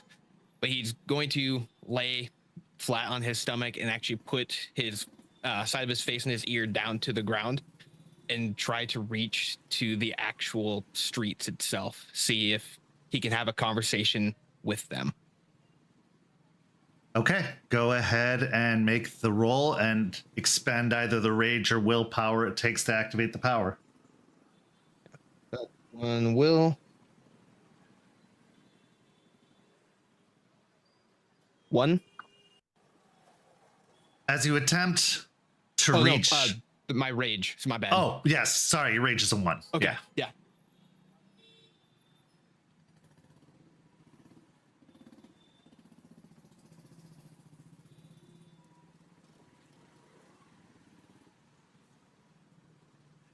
That's 4. As you press your ear to the ground, the sounds of the city grow louder. The horns, honked by various passing vehicles, become like screams or screeches in your mind. The sound of commerce and manufacturing sounds like pounding drums, even if they're coming from factories on an entire separate side of the city. And then comes the voice. Yeah, what do you want? What? Hey, I know that you got a lot going on, people walking all over you, but You I think? got a guy. I also apparently got people laying on me too. Well, I'm not the only one. Like, I know. I'm sure. What do I look like, a hotel? We got those. A lot of them. I'll be sure to check one out. Do you have one you recommend? Fuck, man, I don't know. What's your budget looking like? Decent. And do I look like Google? No, but I think you're prettier than Google. Finally, some fucking respect. Okay. Sorry about all that. It's crazy here. You'd think the people who come here had no idea what a city looks like, or where the fuck they're going, or the various signs that tell you where things are. Sorry. You're fine. What can I do for you? I have a guy that hadn't visited your city in 30, almost 40 years, and he used to walk these parts a lot. Now he's a person that dabbles in, or used to dabble in, a side of the world that is kind of looked over. They reach deep into sides that don't. Obviously, I'm talking to you. So I'm needing to know if there's anyone that has any type of, and he'll do a quick look. The weave, anyone who dabbles within. Buddy, we have over 1 million people who live here and probably 10 times that many who travel through on a yearly basis. You want me to know what one guy was doing 40 years ago? This one guy apparently was really, really strong, knew a lot. His name's Moses. What, like 10 Darkest- commandments, part the Red Sea, Moses? Well, he walked with the staff for a long time, and a really strong one at that. Let me tell you, we're far from any kind of Red Sea over here, but all right. The weave. I don't entirely necessarily know what that is, but I do know that there is energy that has been used and shaped and manufactured and created and dispelled and whatever that means. And not just from Disney World, who, you want to talk about energy consumption, my God. Anyway, I think I know what you're looking for. And even if I don't have the time to decide otherwise. There is a small used bookstore, maybe about 6 miles from where we are now. Just follow the signs and go the right way down the streets that say one way, and you'll be fine. But I will give you directions. And at that point, he starts to describe a route that is fairly easy to follow. Go ahead and give me a wits and survival or streetwise. We're gonna do streetwise.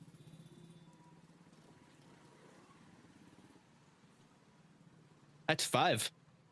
Okay. Yeah, easily enough. As he describes the route for which you should take, you are able to just even map it out in your head. You've been in enough big cities and enough urban environments to understand the navigation of, okay, you're going to go 2 blocks down here. You're going to look for this building. You're going to make a right. It's all just making sense to you and linking in as if it's your own personal GPS forming in your mind. After they finish describing the route,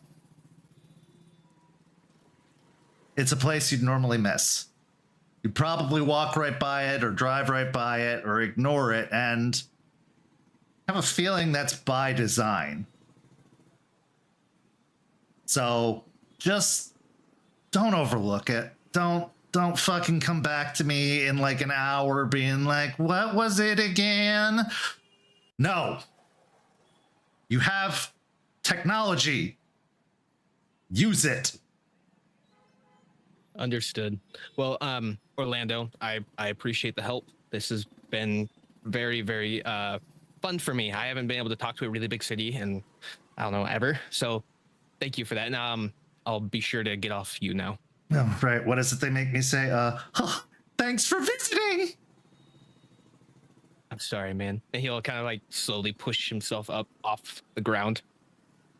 And he'll, before leaving, he's going to look for like trash and stuff and kind of clean up wherever he is around real quick, chuckling to himself about hearing a city that was just talking about the shit people here and then the Mickey Mouse impression, and then start throwing away some of the trash that is just within his vicinity, try and show respect for what he just learned.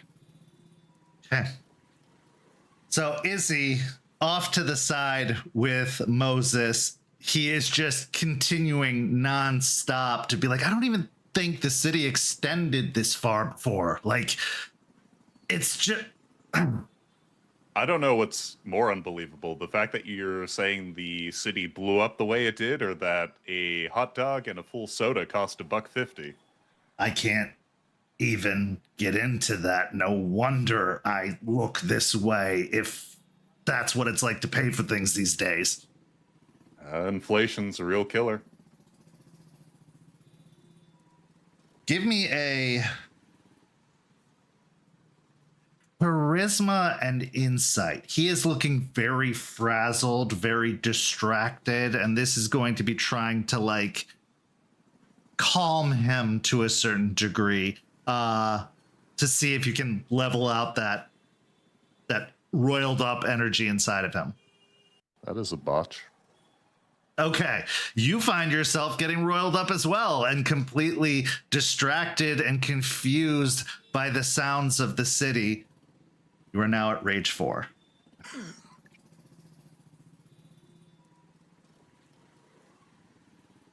But Jace, you return after having your conversation with Orland-Oh to find your two companions now just looking around wide-eyed and annoyed and seeing cars pass by far too close. And you guys okay? Did you see someone die? What? I The just more you learned look how at to use a cities. phone. You want me to deal with all this? Okay. I am Well, we're just pissed off, man. You travel around the country as much as you do, and the first time you get to a big city again, you're a tourist, you're here on a... And with that, he looks awkwardly, trying to decide how much he should actually say before couching it in more generic language as he goes. You're here on important business, and fuck it, you find out half the shit here is more expensive than minimum wage, and you just get pissed off, you know what I mean? Well, both of you, absolutely valid points. Phones are a bitch, and yeah, the economy's in the trash. But I found this really cool place that should be nice and calm for us. That's a little bookstore, little hole in the wall. He'll look towards Izzy.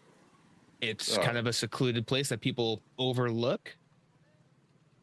So I'm thinking we go take a look at it and see what we can find there.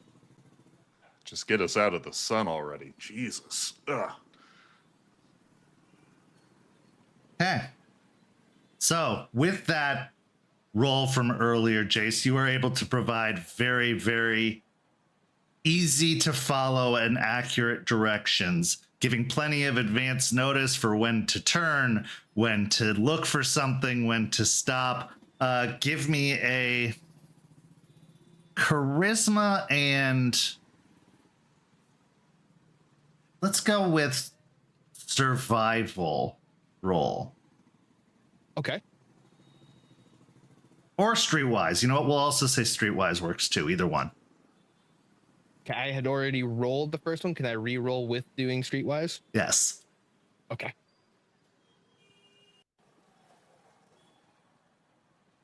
Result was the same. 2. 2 successes. Okay.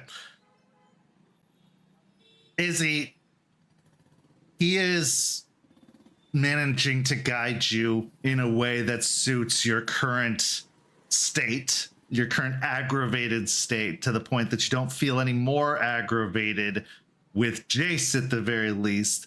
But roll me a composure and drive check, please. I will give you a bonus die because he is giving you good directions and accurate directions.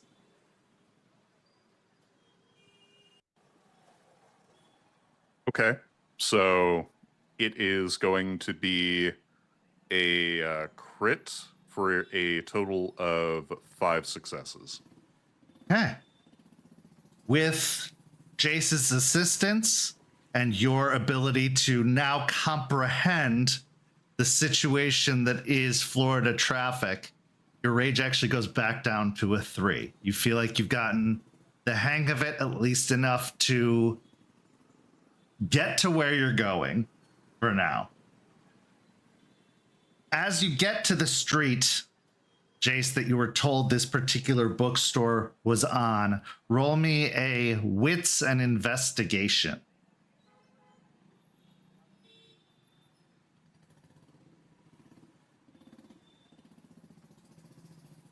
3. In an almost blink and you'll miss it fashion, between a large national bank and a shoe store is nestled the most narrow of shop entrances. It is literally a door and a single window between these large storefronts, these large, massive, sweeping buildings. And the building itself is only 2 stories tall, whereas the buildings next to it are much, much taller.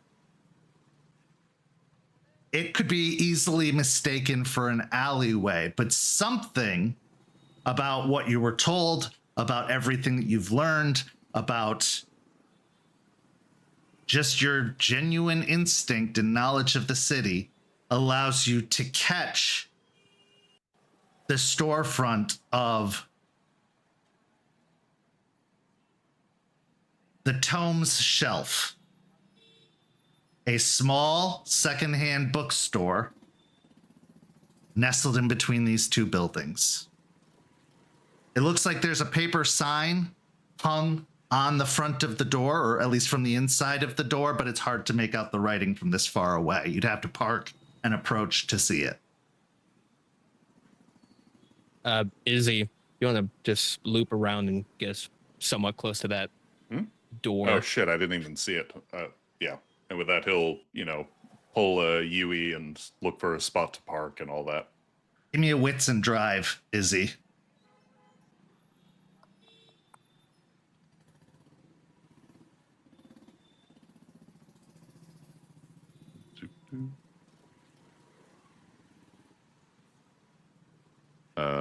That is 2 successes.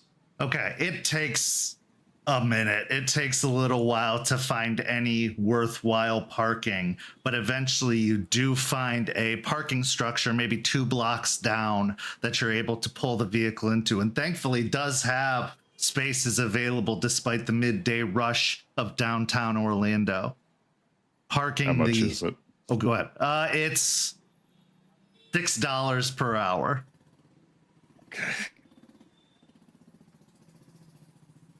But parking the car, grumbling about the prices, you exit into this massive structure of concrete and metal, rebar and stone, eventually making your way down the staircase to the street level. And Jace, you know exactly where you are, exactly which way to go. You begin walking down the street in the direction of the bookstore. Moses trails behind and is almost like an albatross around you right now, as he is kind of an anchor dragging you back, as he is still looking at the massive structures around him, getting startled by the vehicles that are driving past, including one weirdly angular spaceship made of the cheapest plastic in the world and yet selling for as much as a house. Eventually you find yourselves in front of the bookstore. Izzy, the bookstore almost appears to you, as there is all this distraction by the city, as there is these large buildings. It just kind of comes out of nowhere. Just as Jace had described, easily overlooked. The tome shelf has windows that look almost like they're edged with dust. Around the edges, you can see a couple of books sitting on the windowsill. Novels neither of you can recognize, from authors neither of you know.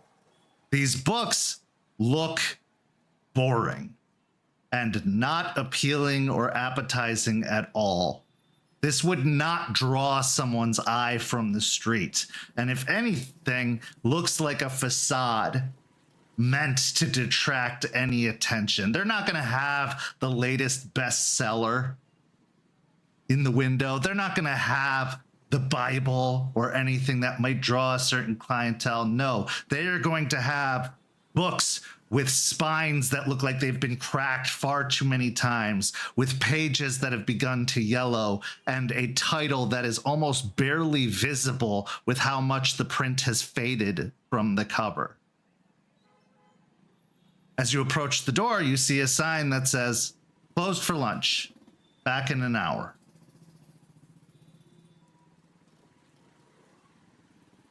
Is it lunchtime right now? I'd say I it's think at lunch- probably, about like Okay. 1:30 in the afternoon. I feel like lunchtime's always that time around here. I feel like this kind of city, you can literally find food at any hour. So Yeah, cities, I don't know, they move to their own clock. Yeah, Honestly, I was surprised I was able to even see it. It feels like my eyes crossed. Ugh. I think it's by design. Going to look real quick and grab the handle and see if the door is actually locked. As you grab onto the handle of the door and press down as it has one of those old thumb locks to open it, you find that it does give way and the door starts to open, swinging inward. Jason, Yeah. before we step inside, I'm following your lead here, okay? We're here to make a good impression, hopefully. Find out stuff about your buddy Moses here. Right. Okay, then you have Unicorn's blessing with me. And with that, Izzy will sort of scratch at the side of his neck and invoke one of Uniform's gifts, Brother's Scent, which costs a willpower. Last the scene, and I don't know if you want a description for it or not, but give it to me. It's the first time it's been used on this program. so, Brother's Scent. The werewolf can fit in with any crowd of their choice, no matter the user's appearance. Those who have no reason to suspect the Garu's presence simply overlook them, whereas more suspicious subjects find it harder to detect the imposter. An avatar of Unicorn grants this gift. As long as the user is in a form suitable for the target gathering, the Garu's presence amid a group of strangers, such as a high society club, a tight-knit criminal gang, or an unfamiliar cairn, goes unnoticed, especially the subjects are actively looking for a trespasser. In the case that the gift's user gains their wisdom as a bonus to subterfuge or performance attempts to remain undercover. Doesn't prevent them from being noticed thanks to unfitting behavior, such as stripping naked, but as long as the pretense is maintained, the Garu is treated as belonging to the group. Note that anyone who knows the user by sight will recognize them for better or worse, and this gift can be used in Haman form unless the gathering is a Garu one. Is there a role associated with it? Nope, just spend a willpower last the scene. Perfect. Okay, so as you activate your gift, fading into the group as a whole, minimalizing any kind of intimidation factor you could have from your size or any kind of noxious odors that could come from the sweat that has started to form on your brow and in your armpits from the stressful experience that has been the city. You step inside, pushing the door open. And as you step inside, as soon as you release the door, it shuts behind you. Even though you don't see any kind of mechanism or anything that would cause the door to auto close, it does anyway. And just as soon as the door clicks shut, the room goes silent. The walls are lined by overstuffed bookcases, just filled to the brim with secondhand novels and nonfiction materials. You even think you see a small section that is just filled with out-of-date atlases. There's a small wooden counter by the front door with a old, actually like hand crank cash register. There's no signs of a credit card machine. In fact, you see another note attached to the counter that says cash only. It's dusky, not completely dark, as there are some faint lights hung on the wall that look like lanterns, ornamentally placed in between the bookshelves, casting a dull glow across the room. There's no one present currently, but after a moment, a man comes from what looks to be a back room a very, very mouse-ish looking individual with large spectacles, thinning gray hair atop their head, wearing a long sleeve sweater over a button-up shirt, slacks, and dress shoes. Can I help you? We're closed for lunch. Oh, my bad. I just kind of saw a cool little store, so I just pushed the door and opened. I didn't see anything, so I apologize. But is it okay if we just look around? Yeah, no apology necessary. And you see actually in his hand, he has a partially unwrapped sandwich that looks like it came from the gas station. It's got that cling film kind of gathered around the base of the sandwich, and you can see a few bites had been taken out of it. And in his other hand, he carries a little brown paper bag that looks like it was probably a lunch sack. And he starts shuffling his way from this little back room up towards the counter and says, "Go ahead, help yourself. Let me know if you see anything you like or have any questions." And he sets the bag down with a small crinkle of the paper as it drops upon the counter. It's a cool little store. The way that I'll ask you, the way that this building's placed, would Jace have any idea on basic building like infrastructures on how buildings are built or anything like that? Are you talking about like the dimensions of the building, or are you talking about like the way the building is actually built? The way that the building's like sitting in between two larger ones. Yeah. So what are you hoping to find out? Is like how or why? How long this building's been here? Sure. Give me a wits and academics.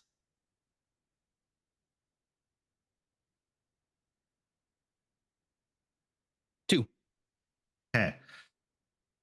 Looking at the brickwork that makes up the facade on the inside of the building, brickwork that's been painted over, but probably painted over a long, long time ago with how faded the colors are. It looks like it was probably at one time a brilliant yellow on the walls, but now has faded to almost a goldenrod-esque color.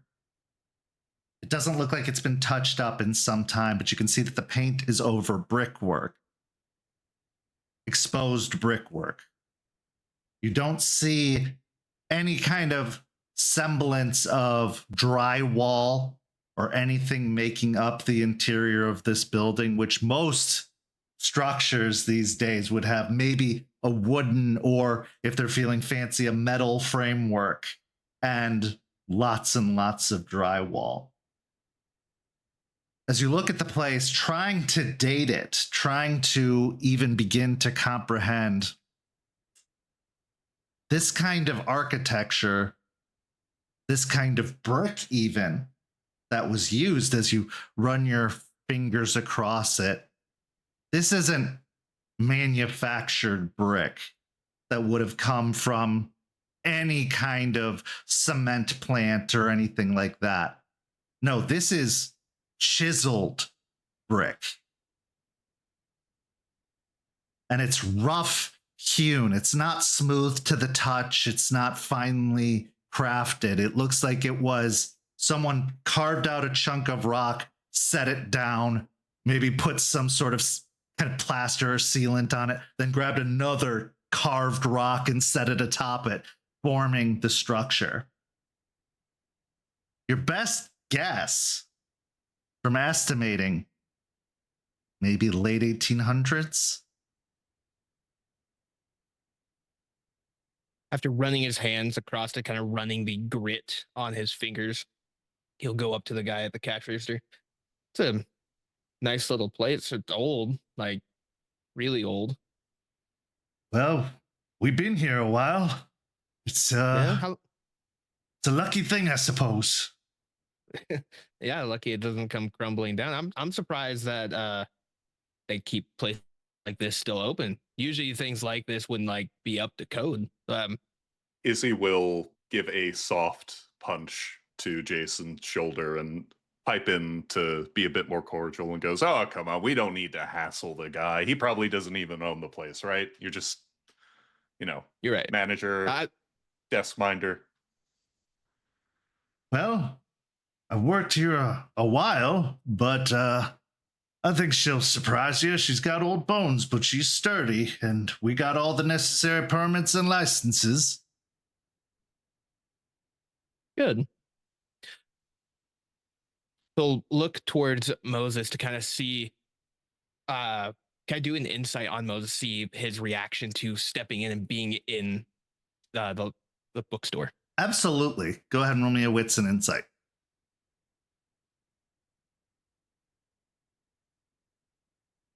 That's 4 with a crit.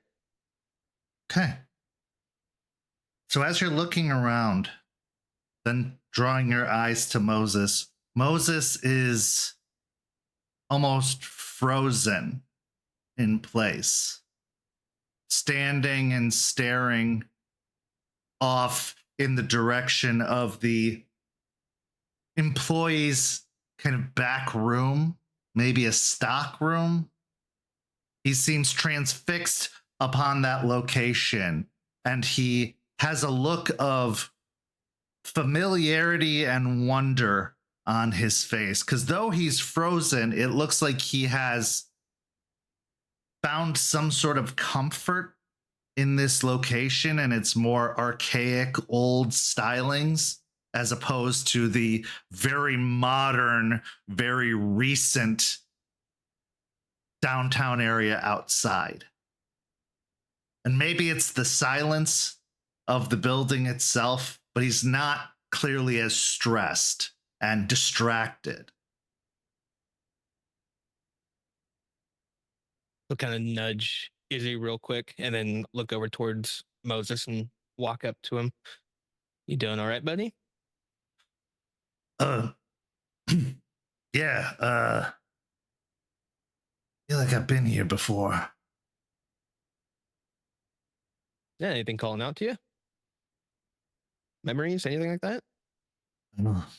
He breaks from his frozen position and posture and moves over to one of the books on the shelf, and he pulls it off the shelf and starts rifling through the pages. And as he does the strangest thing, which is he leans in and smells the paper of the book. Reminds me of the library. The old paper, that smell that books used to have when they weren't just all machines and chemicals, when they were sewn together, stitched, when the bindings weren't made of just more glossy paper, but leather and hide.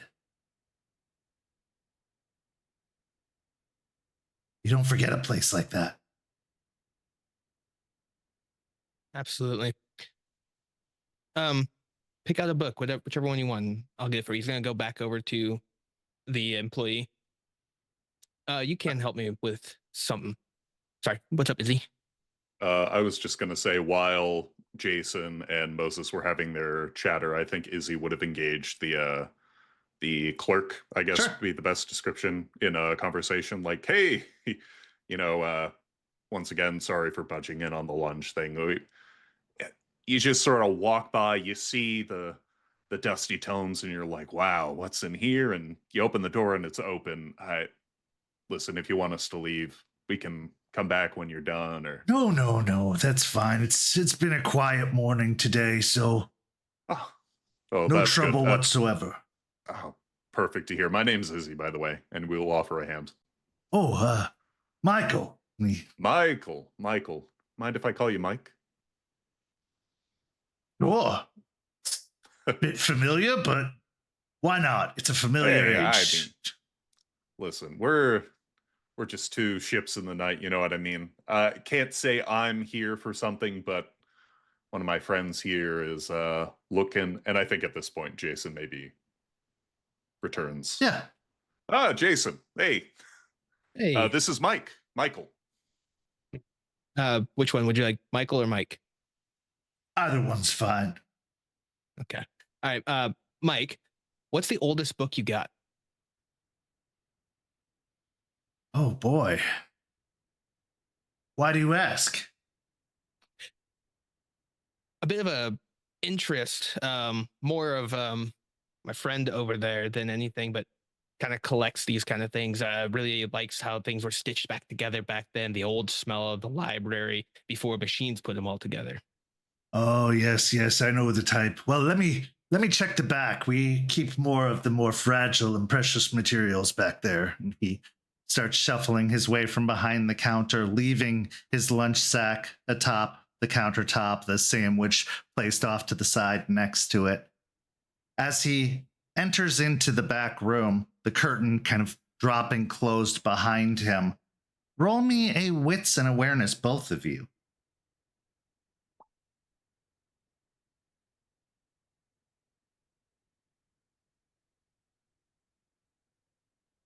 Four. I'm still at 3 rage, right? You are still at 3 rage, yes. 1 success. Izzy, you are very much trying to keep it together and trying to stay cordial and friendly, keeping that facade that Izzy is so familiar with, especially when meeting strangers or new people. So you don't really pick up on any unusual details. But Jace, as you look around the room, waiting for the man to return, you notice one of those countertop clocks placed on a shelf behind the counter. Now it was 1:30, 2 o'clock in the afternoon when you entered in here, but the clock says it's 7 p.m. Odd, to be sure. This causes your eyes to drift over the rest of the room and to the front window. The window where those books were comfortably placed, propped up. Looking through the glassy exterior of the window, there aren't tall skyscrapers outside. There aren't cracked sidewalks and crowds of people. No. But outside the window is a small Italian village. It's dark because it's 7 p.m. at night. It would be in the winter. And while you can see the occasional car drive by or a bike ride past on the sidewalk, as Dorothy put it, you're not in Kansas anymore. You're somewhere completely different. And the only way you can tell it's an Italian village is everything, every sign on every cafe and business out the front window is written in a language you don't understand. The road is made of cobblestone, and the cars that drive by are of modern make. But they're, well, small town vehicles. You're not going to see any Teslas here. As you're taking all this in, you hear the man's voice break your trance to the outside, and he says, I think I might have the thing right here. And he comes out and he's holding this book that looks like it's the size of a wood butcher's tray. Probably about 2 feet by 18 inches. Held in both hands. It's got a faded red leather cover, and the paper held within is extremely yellowed with age. And you can see the stitching on the binding of the cover coming through, and it looks like it must have been done by hand. No manufacturer would have those slight imperfections of having missed that straight line that you're trying to sew down, that it almost kind of has like a slightly weaving seam. He walks up to the counter and sets it down atop it and says, something like this? Yeah, no, this, he'll look out the window and then back to him. Yeah, no, this is, I think this will be great. If you don't mind me asking, what's in the book? Obviously it's old, but... Help yourself. I just looked for the oldest thing on the shelves back there. Izzy will swivel it around to where the both of them can at least read maybe like the title on the front. There's no title. Creaks open the first page to the interior index. As you open the cover, both of you roll me a wits and resolve.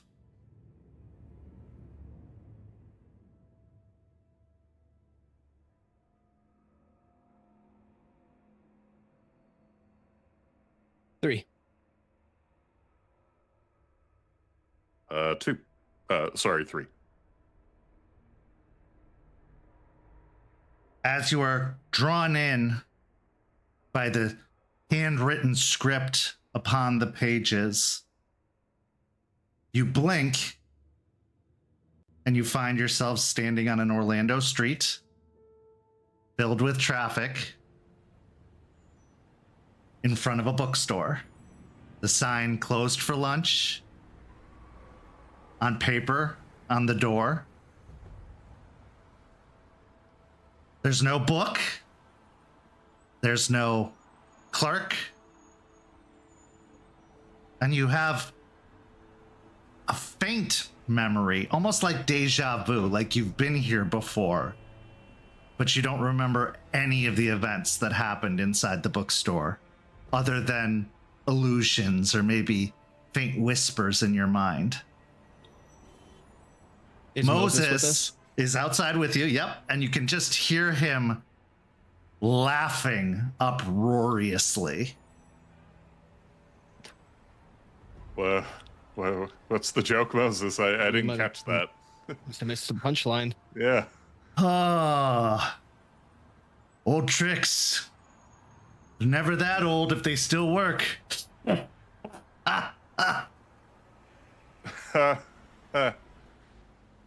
Jason, what? I'm having the weirdest sense that I've already stood here today. So I'm trying to wrap my head around that. We were... It's because you have, Jason. Oh. It's like a cantrip, a spell, a time reversal. You know What- about those? His brow furrows confusedly, and he just kind of looks off to the side. Yeah.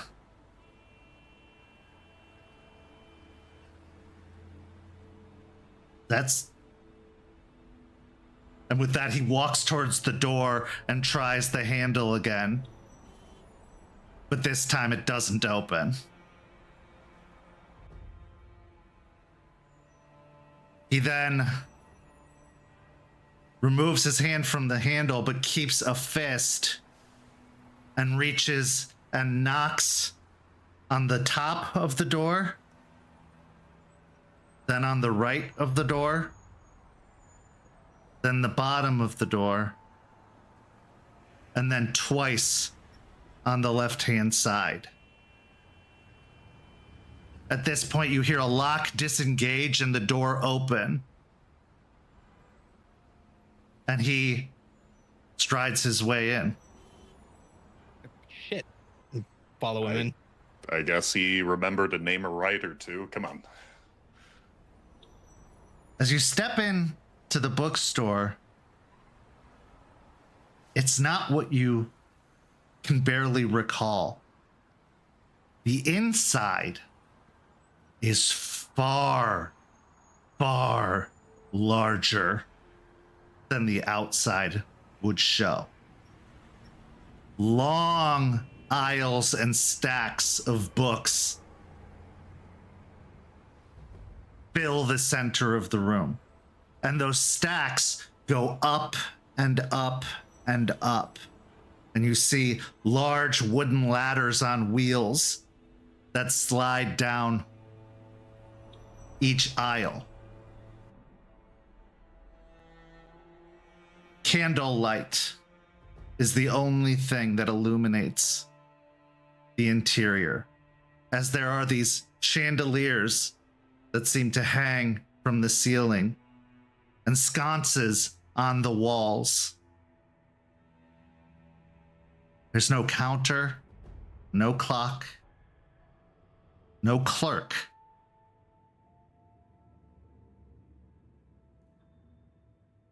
Moses immediately starts walking down one of the aisles between the stacks.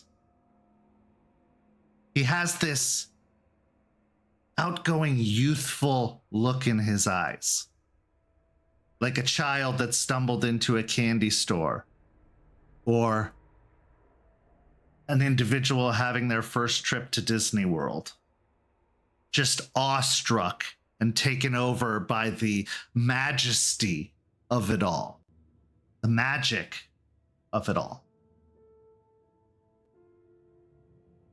As Moses walks down one of the aisles, his pace starts to pick up, as if going into a light jog.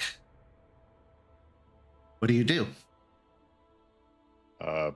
I think Izzy is immediately trying to keep pace before looking at Jason, who I assume is also trailing, and asking.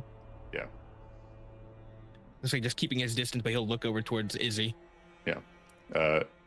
Izzy will ask pretty plainly, "You see your boy like this in quite a focused manner, running around through a random place that is the Umbra? Where are we?"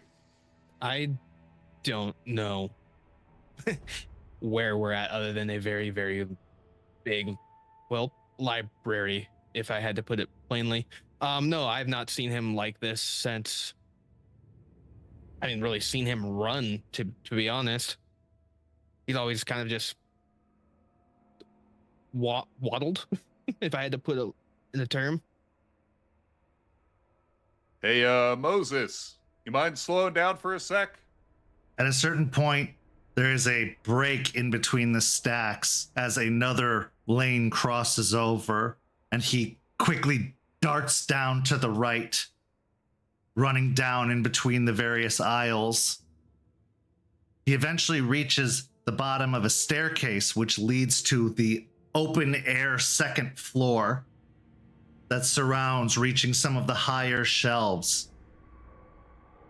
He goes up that circular staircase to the second floor and starts running down along the edges. Both of you roll me a stamina and athletics, as these aisles, this run is a lot longer and further than you even thought possible. Would my specialty in endurance apply here? Yes, for sure. Okay. 2.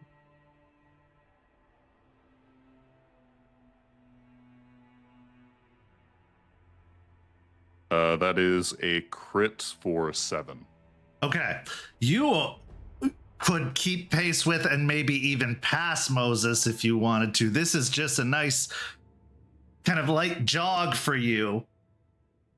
But Jace is quickly falling behind, dropping back more and more as the distance grows longer and longer. And on almost one of those tricks of the camera where it feels like it extends outward, that's what's happening to this particular row of books, as it seems like he is further and further behind by the moment. Torn between keeping pace with Moses and losing track of Jason, Izzy will opt for his packmate in this moment and slow down to help try to push him forward, given the sort of like pat on the back, like, come on, I didn't have a chance to I didn't have a chance to train with you. We're gonna have to work on our endurance later. Noted. As you get to the break in the shelves and turn to look in the direction he ran, the staircase is gone. It's just rows and rows and rows and rows and rows. Aisles of books. But now you look behind you, and almost like a mirror's reflection, there's the staircase going up to the second level. But not just the second level, it continues upward to something beyond.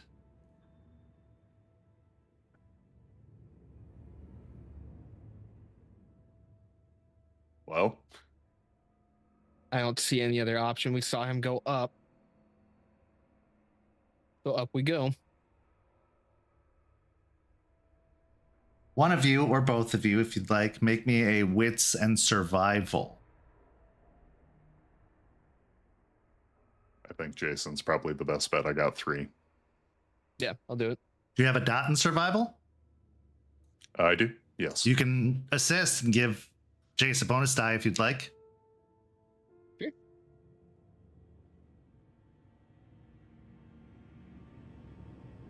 Four. As you mount the stairs to the second floor, you hear, just ever so faintly, off in one direction, the sounds of rapid footfalls. Tracking that sound, you also pick up the scent. That same scent of musty clothing. A scent that you become familiar with, Jace, having spent so much time with Moses. And picking up that scent, you begin to track. There are a lot of unexpected curves and twists and turns. But because of that scent, you stay deadlocked on the trail to Moses. Whereas any fool who stumbled into a place like this could get lost forever if they weren't aware of where they're going. You are able to stay on track. And eventually you reach a heavy oak door just as it closes.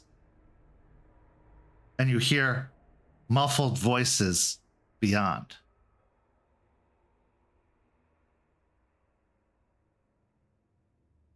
Stop and put his hand up to the door and look at Izzy.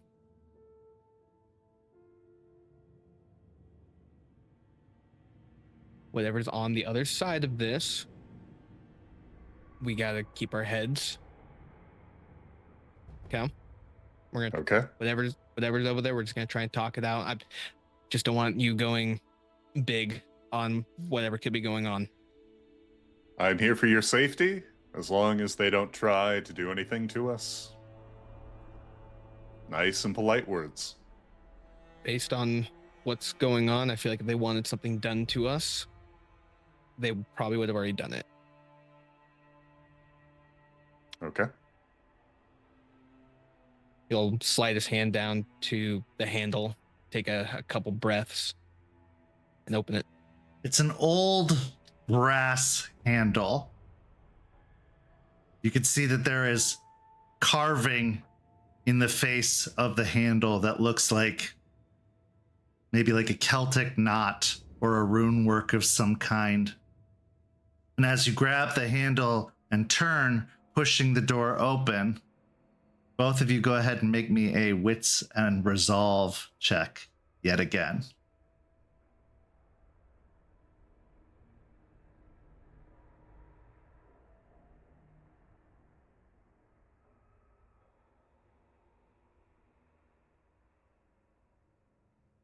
It's another 4.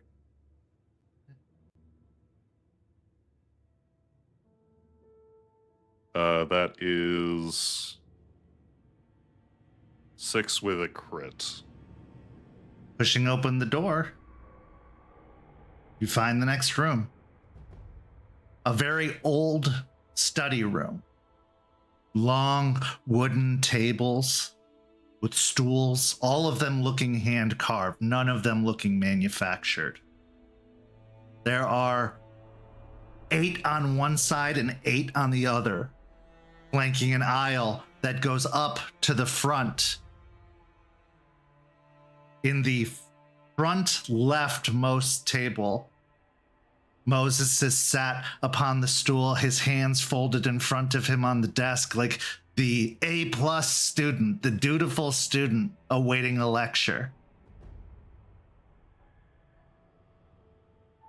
Beyond, there's a old slate chalkboard and several pieces of chalk, all aligned just so along a railing.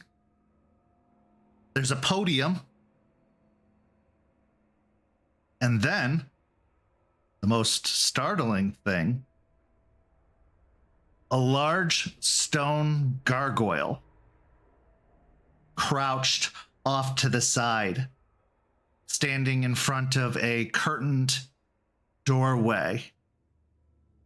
It is frozen still, like a statue, unmoving, its wings folded back behind it.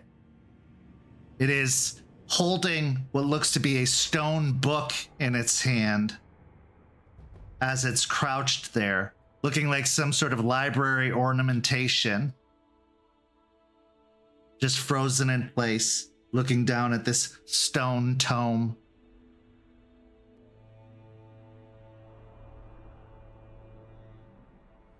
Take all this in, and while looking at the gargoyle and the curtain that's behind, he'll walk over towards Moses and rest a hand on his shoulder. I take it you getting some memories back? Are you here for class too? Which class is this? It's Professor Wallingford's, of course. The librarian. Oh, right. Izzy, it's library class. Cool. So this, What time is the class supposed to start, Moses? It's already begun. And as you look back up, the gargoyle stands up to its full height, closing the stone book and setting it aside. Its eyes open, revealing a dull, gleaming red behind its lids, and its jaws crack slightly as it opens, revealing jagged teeth within. The curtain then opens, and that same mousy man steps out in his little sweater vest, and he says, "That's enough, Leonidas. I think they're here for an education." He pets the gargoyle on the shoulder. It looks to him and then looks back at you, but then acquiesces, dropping down into its crouch again, bringing up the book, and its eyes go to that dull gray once more as the lids shut. So, not so easily deterred, are we? we're a bit stubborn. You don't quite belong here, you know. There's No, nothing I that don't I think can so. teach you that would be of any use to your kind. No, but what you can teach can help, and he'll point over towards Moses, can help him, which in turn does help us. He looks at Moses and furrows his brow before he steps up and waves a hand. And as he does so, it kind of like smoke encircles Moses. And then as it fades away, you see a young man wearing loose-fitting robes, almost like a graduation gown, sat at the table with dark, short-cut hair, completely clean-shaven. Looks like he's maybe 19, you would guess.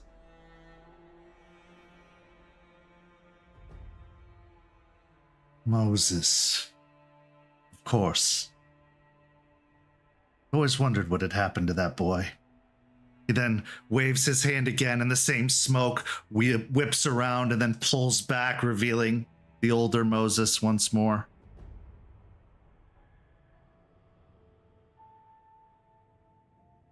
I think you both better have a seat.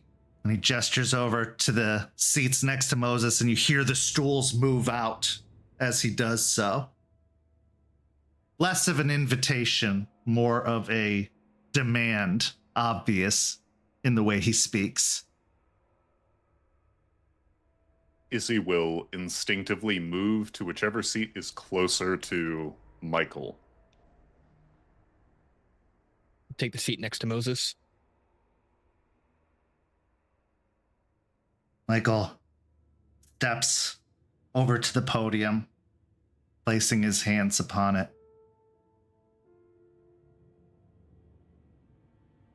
My name is Michaelis. I am the librarian. And you have entered into my domicile. Uninvited, mind you. And normally, my security cantrip would have been enough to deter any from re-entering, but your persistence and the return of my student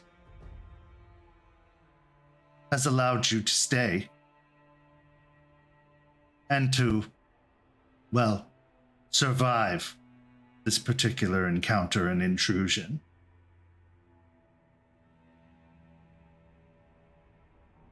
I take it you are Guru, certainly, but something else as well.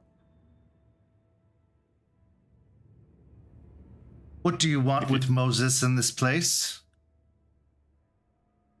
If you're familiar with that word, then you would know exactly the kind of things Garu can and can't say.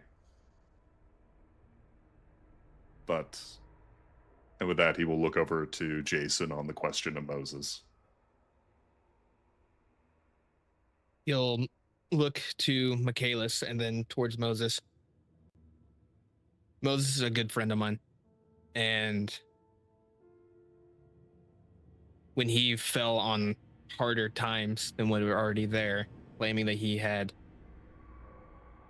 lost 40 years of his life, and by that I mean his memory altogether, I wanted to help him. And the only things that I could glean was Orland-Oh and the different things that I know about. He'll gesture to you all. Just took a little bit of questioning, and I was able to find this place. To the first point, and he gestures with a hand, and one of the pieces of chalk rises up and starts writing on the chalkboard. I assume you're referring to your, what's it called, litany? And you can see that the tenets are being written out on the chalkboard. And then it stops at the tenet referring to the veil. You know your stuff. They don't call me the librarian for fun, young man. I will be sure to remind myself of that should I have anything quippier to say. Your litany, structure, rules, keeping order, not unlike, and then he waves a hand and the chalk moves over and starts writing something else. Something strange and unfamiliar. But the first rule, tenet, uphold the masquerade.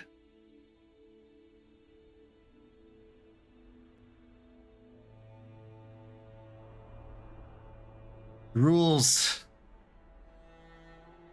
keep everything in check.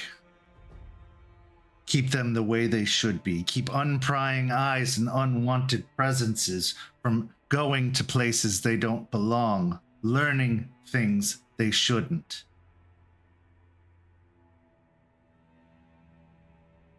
My prodigal student dabbled with forces he couldn't even begin to understand, and is lucky it only cost him 40 years of his life. He was always a precocious and talented boy, wielding a great amount of power, understanding and manipulating the weave faster and more adeptly than most his age.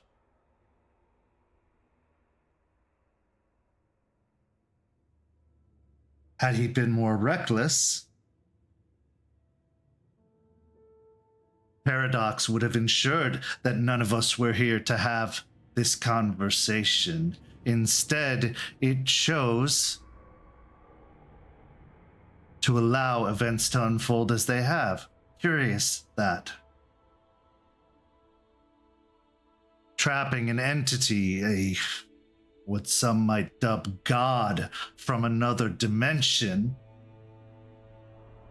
that's dangerous business.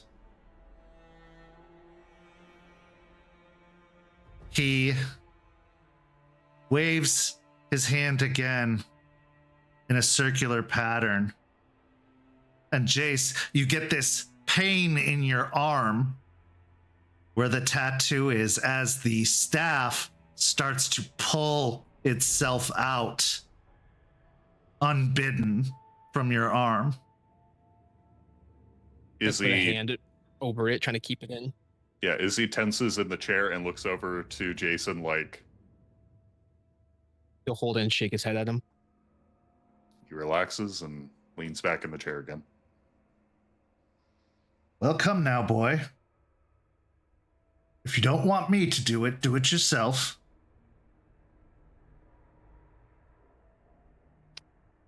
He'll take his hand off. You can see that it's stopped partway out, just so that maybe a handhold of it is sticking out of your arm.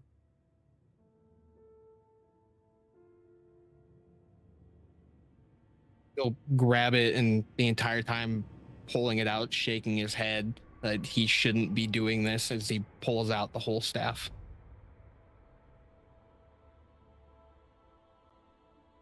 Michaelis reaches underneath the podium and then pulls out that same large red book. And then steps out in front of both of you. I won't make you forget this time. For now. And he drops the book on the table in front of you and then opens it midway.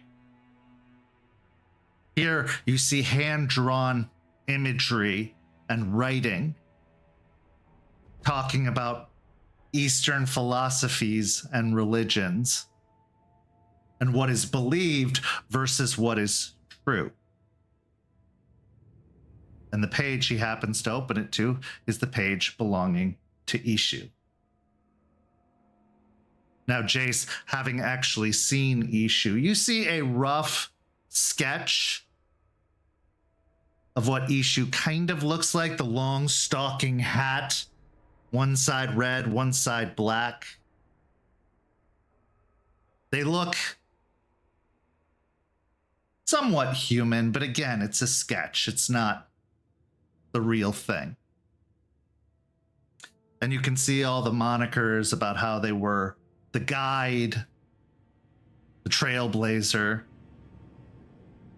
the one who gave direction and led others who were lost. It also mentions how they were a trickster.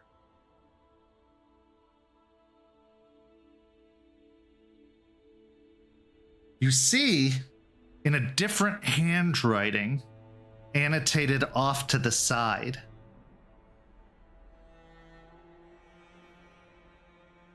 real? Question mark. containable? Question mark.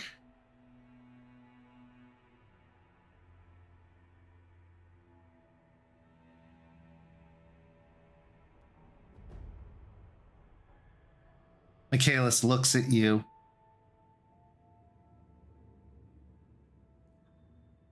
These things have consequences. We can study other dimensions, other sides, other beings, and he gestures openly to both of you. But it is not our place to interfere or dabble. But Moses thought himself a trailblazer, took his studies further than anyone should.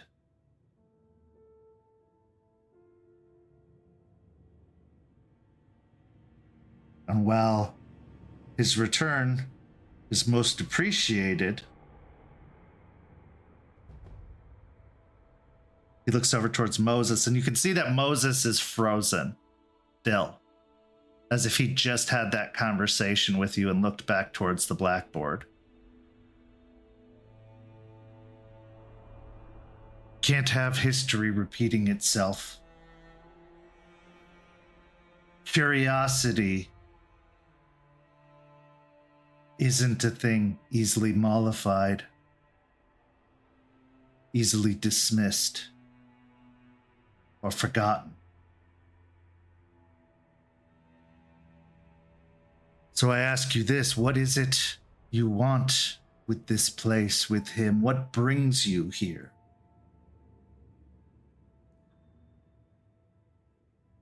We'll pause for a moment.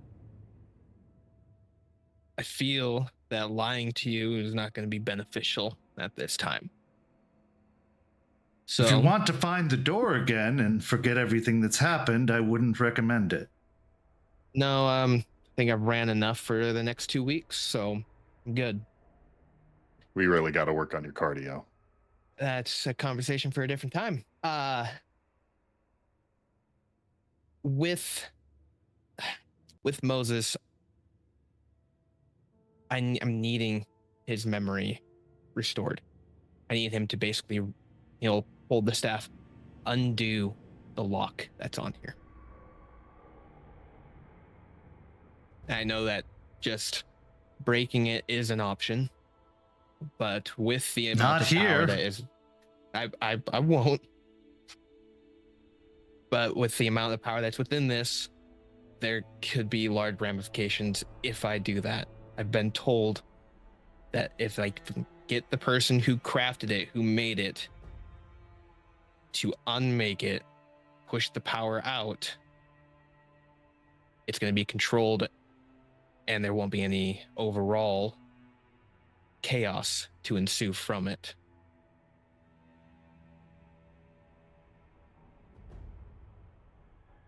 He reaches out, holding an open hand for the staff. He'll start to push it towards him and then pull it back for a moment. Look him in the eyes. Can I do an insight check on him before I hand it? Mm-hmm. I don't know if this is a thing where Izzy can assist, obviously, like... You can roll your own. Okay. Wits and insight? Wits and insight, yep. It's another 4. 0 successes. With 4 successes, there is no malicious intent here. If anything, it's purely academic and detached. After looking him over, keeping eye contact with him, he'll hand him the staff. As he takes the staff from you, you feel like something drains from you. As the presence of Ishu goes with the staff, and if freely given, so too goes Ishu. He takes the staff, and after a moment, you see a glow from beneath his shirt radiate. Not today, my friend, he says, looking at the staff. He studies it, turning it over in his hand, looking at the carvings on the wooden surface. Oh, Moses, what did you do? He looks over it. We have certain abilities and incantations for these sort of things, but this is unlike anything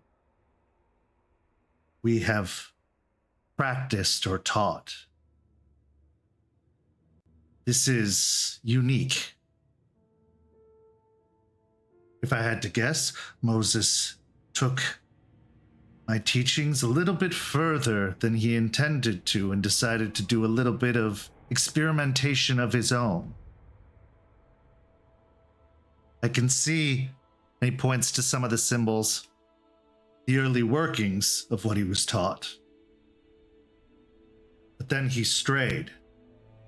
He points to another symbol, into something original.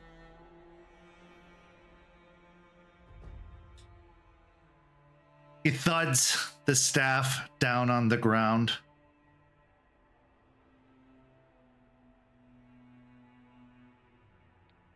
I could restore his memory, but Paradox will demand a price. I need you to explain that part. You've said it twice. First time I just kind of let it go. You brought it second time. I need to know what that means now.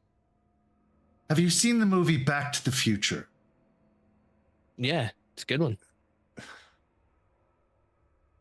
When events change, when reality is manipulated, it corrects itself by erasing the manipulation. Or erasing and unmaking reality.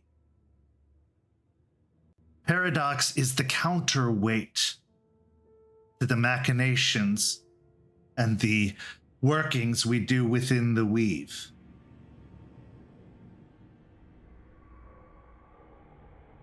But to keep those weights balanced, if we are to work with such machinations, such as restoring the memory taken by a conjuration beyond the limits of the weave, beyond its purpose, the other side must equally be balanced. The return of memory comes with the sacrifice of memory. Now, my student has very little to offer at this time as they find themselves in a childlike wonder of an age long past.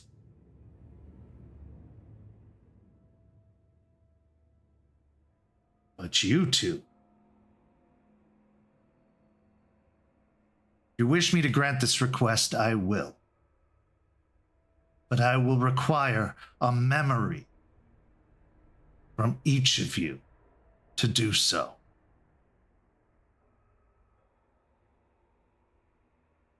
And before you think that something simple like a reminder will bring that memory back, no. It will be gone for good.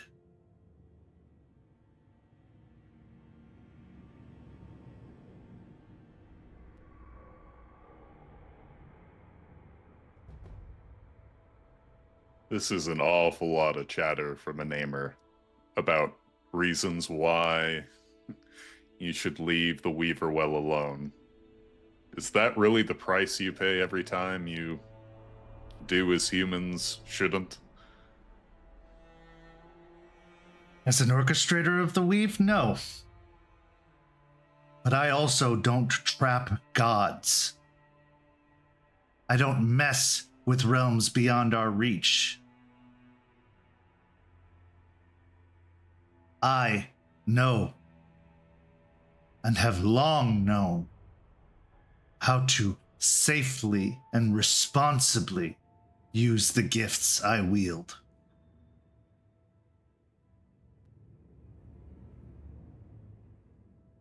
And This is beyond that.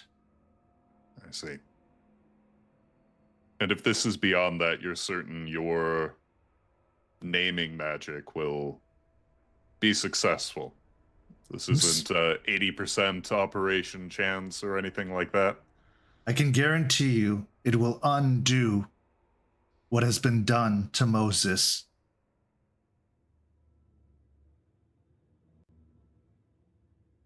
As for the unmaking of the staff, he needs that knowledge to even attempt it. I could try several things that I know, but I have a feeling you need a very specific outcome. We're needing guarantees. As I said, I guarantee you he will be restored to the point that the staff was made.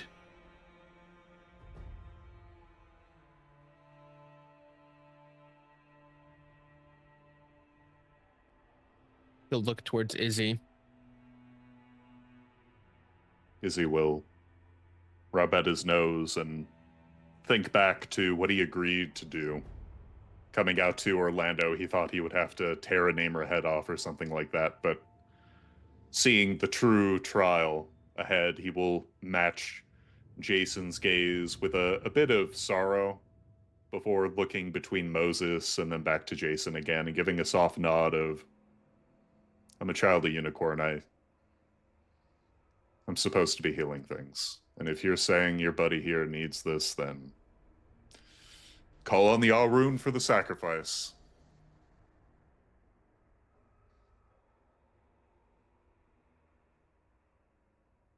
It doesn't have to be a bad thing.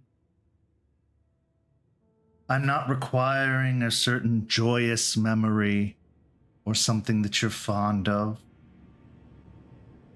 If you have a burden weighing you down, this is a chance to have it lifted. You're having a painful lesson that you wish not to learn again. So it could be.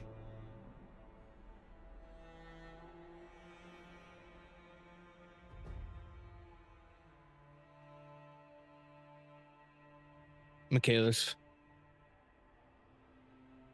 My long associated friend here is new to this whole thing.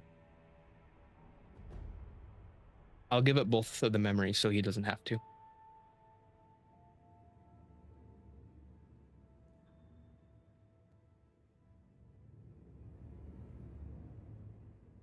That is very bold. But You're new to this area, so into this whole situation. Hey, who's the elder here? Technically, right? By years, yes. And I'm gonna lord it over every day until one of us is dead. You do that. But like you said earlier, you're going to follow my lead, right? And at this I point... am. Well, you give one, I'll I make- give one. You give two. Well, I'm gonna have to give two at that point, so you might as well just make it one. You're going to just match it the way you only need to. Hey, I have more memories to burn. I'm older. Fucking runes. Yeah. Fine. If you're going to be stubborn about it, I want to get this done. Fine. We'll both do one. I have mine ready. If you have yours. Kent, in this moment, can I just roll to myself? And if it's high, it's going to be something Sure. probably good for Izzy, and if it's low, it's going to be something bad for Izzy. Absolutely. I like that. Can I do the same? Yes. So I technically rolled a 10. So I think Good for Izzy. Very Yeah. good for Izzy.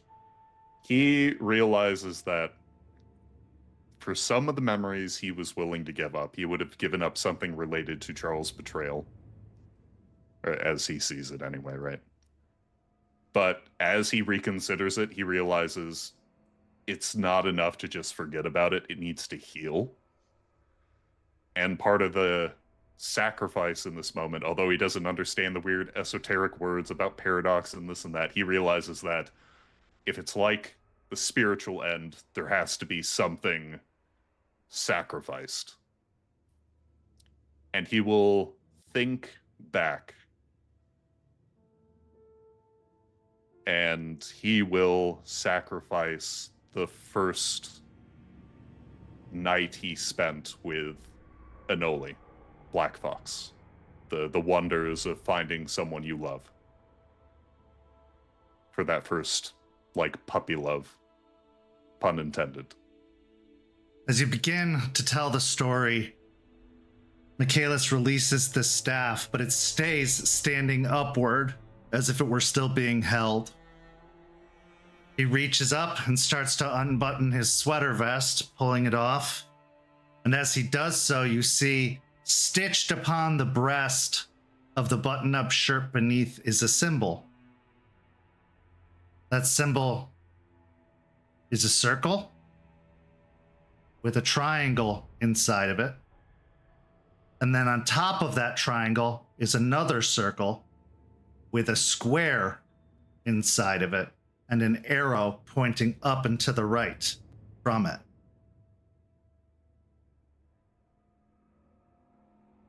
He begins walking in a circle around you. Tell me the story.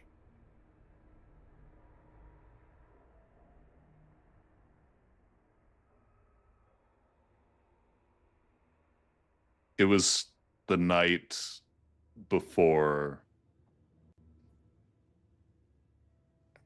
And with this, he pauses because technically he shouldn't be talking about this to a non-Garu, but realizing the nature of the ritual, he presses through, hoping that this doesn't count as a litany break as he goes, the night of before the rite of my initiation, I was supposed to be tasked with a number of other Garu as part of our first great test. And by that point, my dad had been gone. I'd been so bitter, and I thought the only thing worth doing at this point was succeeding so I could show up the rest of the nation. And I don't know, I was so lonely. And one of the other Garu just, I think he saw I was not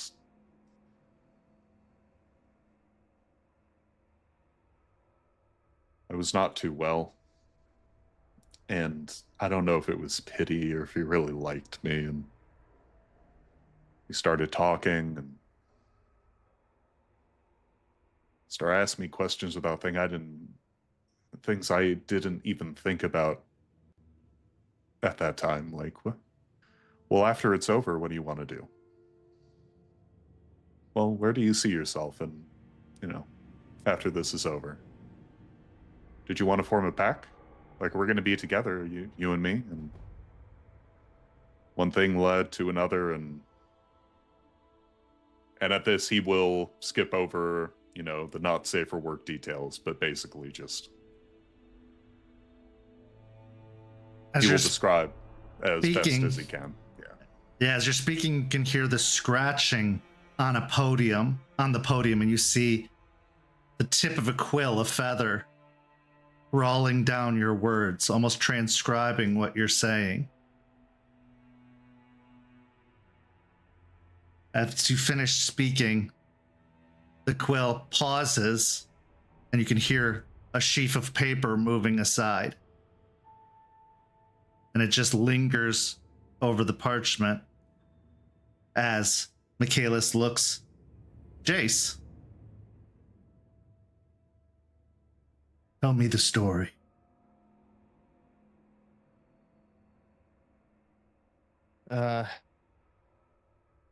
Really not one for stories, but this is how it went.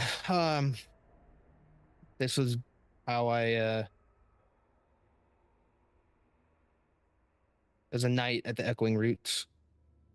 I maybe 2-3 weeks of being Guru. I've been working with Sledgefist Denton for a while now. It's kind of showing me the ropes. After a small little job that we did, just kind of tracking some of the leeches in the area, took me back to the Echoing Roots and to his pack, the Rustborn. And I had met some of them, interacted with them from time to time.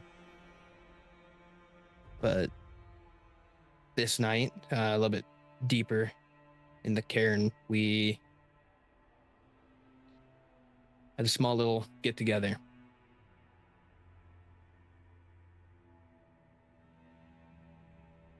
Person who would later become my best friend, Pursuer Quill Olivia Mercer, started telling the story of my change and the different tasks that I have done leading up to this point.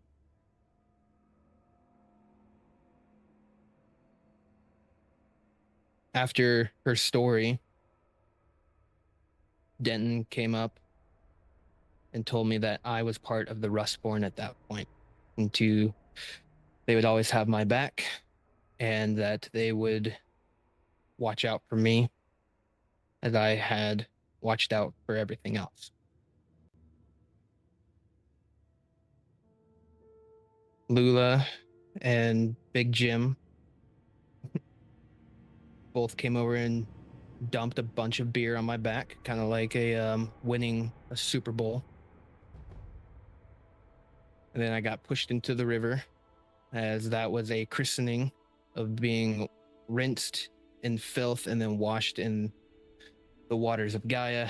I had now become a Rustborn. And from that point forward, I had held that and one of a fond memory. But they are no longer around. And you're needing a strong memory to bring back another strong person.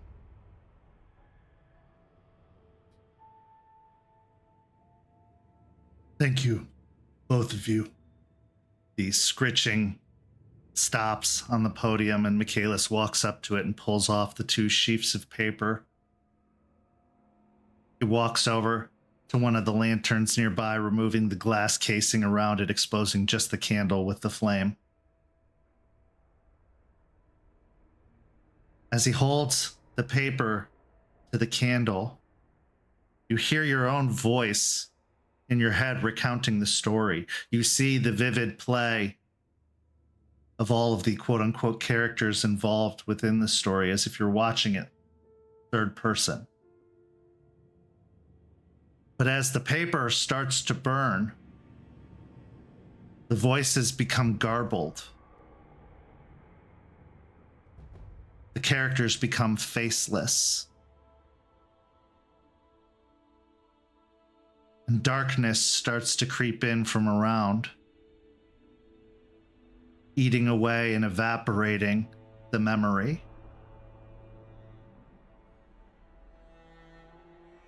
As it goes, and the paper burns, he sets it down into a metal tray, letting the paper get eaten away, the parchment curling and crackling, leaving only ashes behind. And in your mind, so too does the memory burn away, turning into ashes.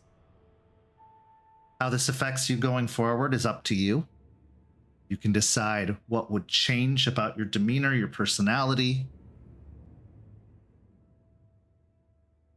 but for all intents and purposes, those memories are gone. And any attempt of anyone to speak of those memories can't be understood. Once the two pieces of paper burn up into nothingness, Michaelis walks behind the desk and starts speaking in Latin, and the feather starts writing again. Once it's done writing, he takes the paper, walking over to the frozen Moses. He curls it up into a tight, small tube. And he places it at the tip of Moses's ear and starts pressing it inward. As he does so, Moses breaks from his frozen stupor and starts to shriek as the parchment is shoved in to his ear until it completely disappears and Michaelis has his hand cupped over his ear. Moses stops shrieking and slumps forward onto his elbows on the desk.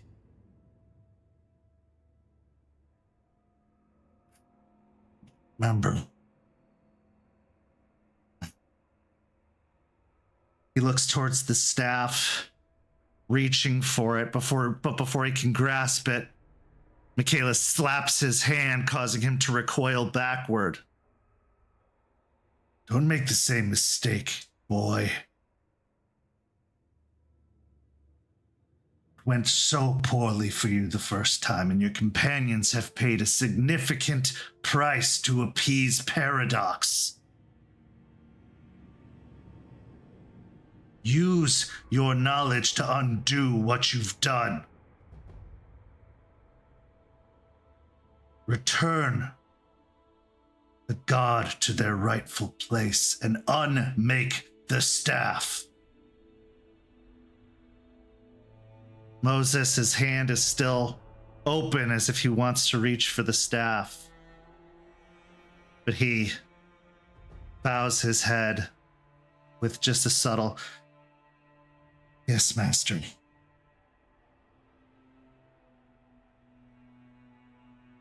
Michaelis looks to both of you. You will do as you must. And when it is done, his connection to the weave will be severed. Permanently. This is the price that must be paid. For him.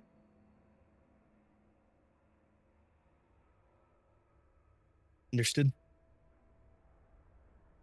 He stands back, and the staff starts to drop, and he catches it with a hand, and then holds it out in both hands to you, Jace, not to Moses. Hold on to this until his preparations are complete. I'll reach out and grab onto the staff.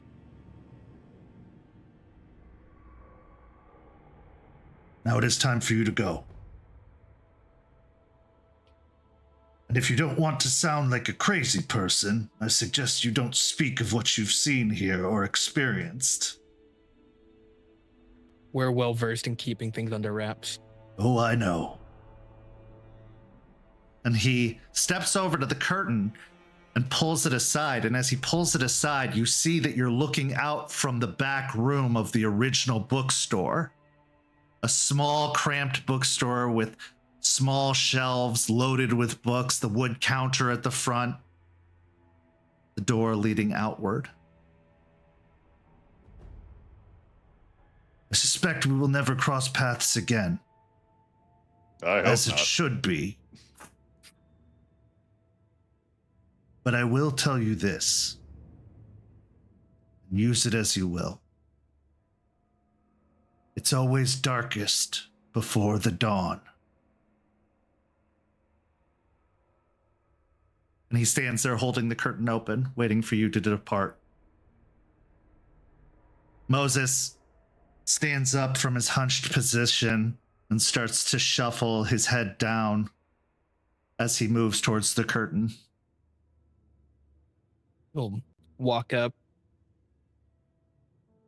Thank you for letting us in the second time. Thank you for your persistence. Perhaps a long-lasting wrong can be rectified. Finally. All goes according to plan. He'll stretch out his hand. Again, thank you. He reaches out and takes your hand, and his hands have a dry, almost like brittleness, like the paper that was being written upon or the paper in the book. But it is a firm enough handshake that he gives you. Be well. You too. He'll head out. Izzy will likewise go in for the handshake. Takes your hand. But instead, he holds on to your hand, Izzy, and he leans in.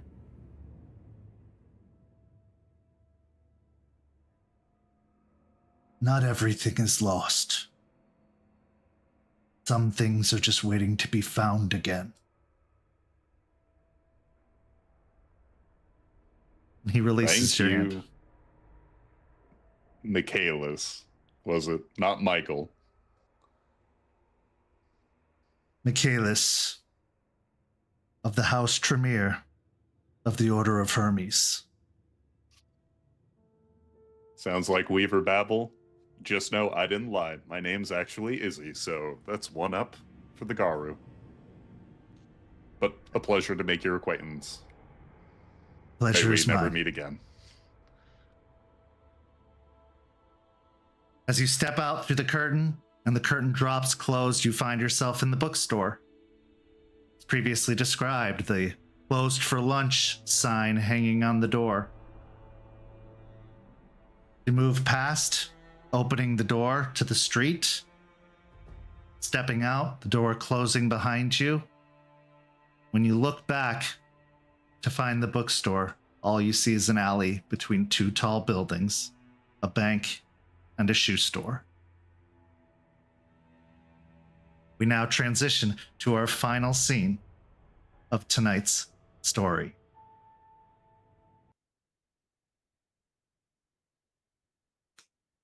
Aspen. Boy, oh boy, has a lot been happening. But it's also been quite some time since you've had a good check-in with your mentor. So as you head to the hotel that has been his residence for quite some time, stepping out of Regina onto the sidewalk of a nice sunny day, moving to the doorway to the lobby and to the bank of elevators that'll take you all the way up to the penthouse. What are you thinking? There's so much she wants to talk to him about. The stress of leadership, how everything goes to shit when you think everything's going okay. The well-being of her pack. So many things, just somebody to just listen and understand in a way. Most importantly, she wants to talk to him about being a bigger part of the cairn potentially and helping Larry, because after an unfortunate situation with kin seeking, she feels like she needs to be there for Larry, be that mentor, and pursue that for him because he needs it, and she can't waver from that just because of what had happened. So she's excited to talk to him and just have a bit of reprieve and somebody who gets it. As you take the long ride up the elevator, thinking that maybe you can help a young guru into their next stage of life, your successful kin-sought guru, The elevator dings and opens into the carpeted hallway leading up to the doorway that leads into the penthouse apartment of Matthias Morningkill. As you arrive at the door, you knock, and a moment later, the door opens, and there stands Matthias in all his dashing, if not a little scarred glory. Aspen, right on time. I would expect nothing less, and he steps back, opening the door further. I'd have someone I'd like you to meet. And as you look into the apartment behind, sat at the 2 chairs, is a man with long white hair going down to his shoulders. The man turns to face you, and he's got a white beard, scars similar to Matthias's around his face. He wears a high-up tunic with a jacket over it. Aspen, this is Victor Volkov, also known as Iron Oath. He is originally from the Sept of the Crescent Moon, but has now been spending his time in the Sept of the North Country, more specifically in the residence of House Wormfoe, Jonas Albrecht's house. Oh, forgive me, King Jonas Albrecht's house, he says, looking to Volkov. Volkov stands up with a bright smile and offers out a hand. Miss Weiss, it is a pleasure to meet you. Very nice to meet you as well, Mr. Volkov. And she'll put her hand out. Takes her hand and gives it a very polite squeeze, enough to show respect, but enough not to be overbearing. I was just informing Mr. Morningkill that I had arrived within the area, and he was just telling me who I could meet to have a proper introduction.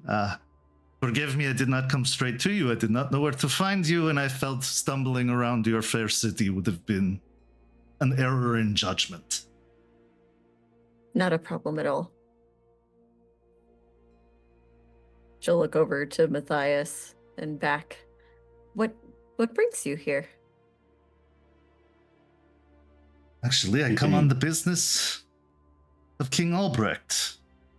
Business I was hoping you and I could discuss at some point, but I do not want to interrupt your affairs with Mr. Morningkill. I'm sure this is a bit of a shock and a surprise, but I will be in town if it so suits you until we can perhaps have a meeting in more appropriate surroundings. Sounds perfect. She'll pull out her cell phone and pull out or go to pull up her number or to write in his. I would love to meet up. It's always nice to see more of us within the city. He looks down at your cell phone and then reaches into his pocket and pulls out his own and offers it out to you with a new contact screen open, and then gestures to take yours and puts in his phone number before the two of you exchange back. Wonderful. You just let me know what time works for you. I will not do anything to incur upon the hospitality you have so graciously offered. And I look forward to perhaps an arrangement that could benefit both of our sides. We have heard of the good work you have done here, and Matthias speaks at great lengths about it. Perhaps these works could be brought to our king. Oh, that would be very interesting. I'd actually love to talk and make arrangements and pick your brain, actually. So this would be wonderful for me. As long as I am within your territory, I am at your disposal, of course. Please, allow me to leave you now to your business. And I at yours. And it's a pleasure meeting you. Again, the pleasure is mine, Miss Weiss. He bows his head and then looks to Matthias, giving him a strong handshake and a smile, patting him on the shoulder before turning and moving his way towards the door. Matthias lets off a soft chuckle.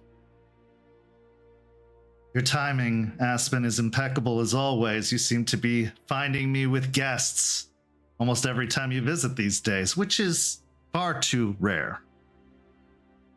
It has been busy, but it's definitely becoming, I don't want to say crowded because we could always use, well, we've been asking for people here for such a long time, but it's definitely gotten busy. Oh, you're making waves and drawing attention. Who can say they're surprised by that? But I will tell you, this is a opportunity, a good opportunity, and one not easily dismissed or passed up.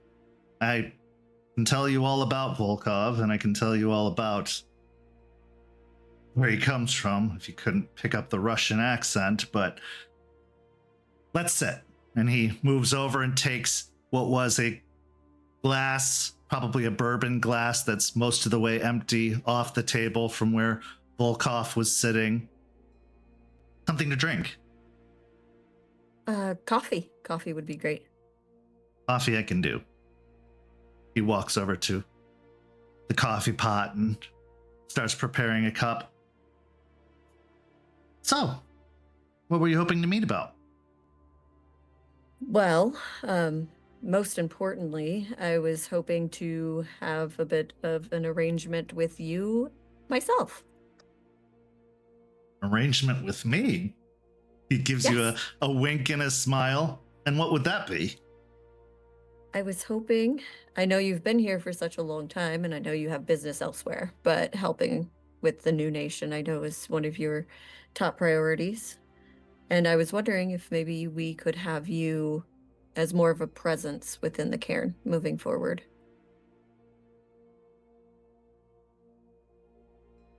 What did you have in mind specifically?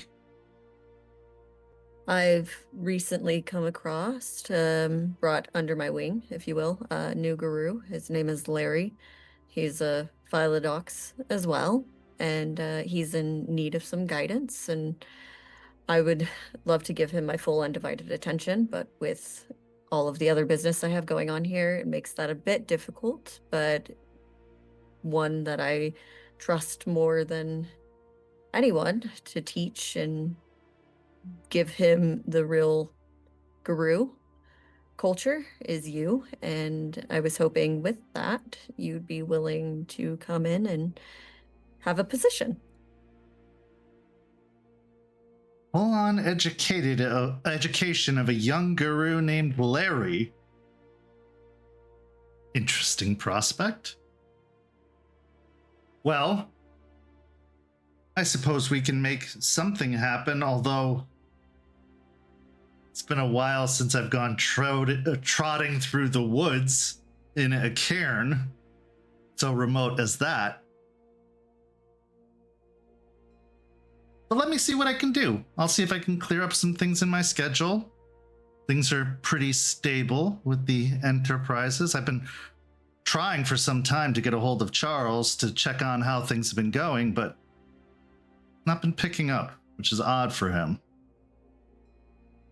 Everybody seems to be having their own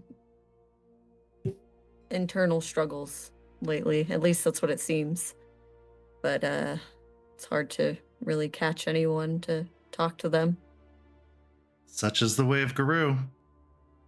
He comes back with a cup of coffee on a saucer. You can see that there are a couple sugar packets and a little jug of creamer that he brings over and sets down in front of you. All right. Babysitting aside, how are things going? Well, babysitting is part of it. I was hoping that you would come in temporarily as our truth catcher as well. I'm just going to slide that in there. And now I'm going to talk about how things are going. They're going well. Truth catcher? Why me? Why not you? Look at you. He gestures down to his nicely pressed suit. Well, after what I remember of Charles's first impression and how he was perceived, do you really think I'm fit for the job? Oh, but you're so much more charming. I think it'll be okay. That is undeniable, for certain. Like I said, I'll look at my schedule and see what I can do, but if it's for you, I'll find a way to make it work. Even if I take Larry under my wing and we go on a few trips while we educate, I'll figure out a way to make it work. Perfect. You know I always appreciate you, Matthias. I always appreciate you, Aspen. Make me a wits and insight check.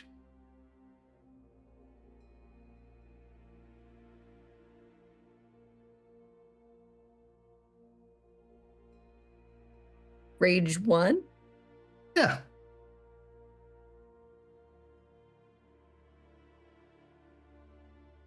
Three. He's definitely being a little bit more showy, like a little bit more flair for the like charismatic in this. He's definitely charming you to a certain degree with his like bravado and his kind of like his charisma, really. He's really turning on the charisma in this meeting, even more so than in previous meetings, but nothing else seems to stand out. Well, what's going on with you? You seem chipper. I have been very, very busy. I have been traveling to, well, back to Idaho to see the goings on with the old sept. They were running into a few issues of their very own, but nothing that a little bit of that wisdom couldn't help with. The new leader is settling in quite nicely, and so hopefully this will be a clean transition overall, but they did have a little bit of a run-in with some land developers, and it seems like, of course, it was more than meets the eye, and they were trying to find a way to smooth it over, and so I headed out there, secured the land for a deal after the fallout of the other company moving out, and it was quite successful and a lot easier than I expected it to be, so I suppose that's put a little pep in my step. Well, we've really got to take the accomplishments where we can get them, right? Take the wins when you can. The losses are far too many and far too vast, and we don't need to end up like, and he gestures towards the door where Volkov stepped out, the king. It's all very interesting. Why he would be here. I don't, but just, it's good. It's great. It just is one more thing. That's all. Well, I figure you're the first to know, and so should be the best to know. He taught Charles.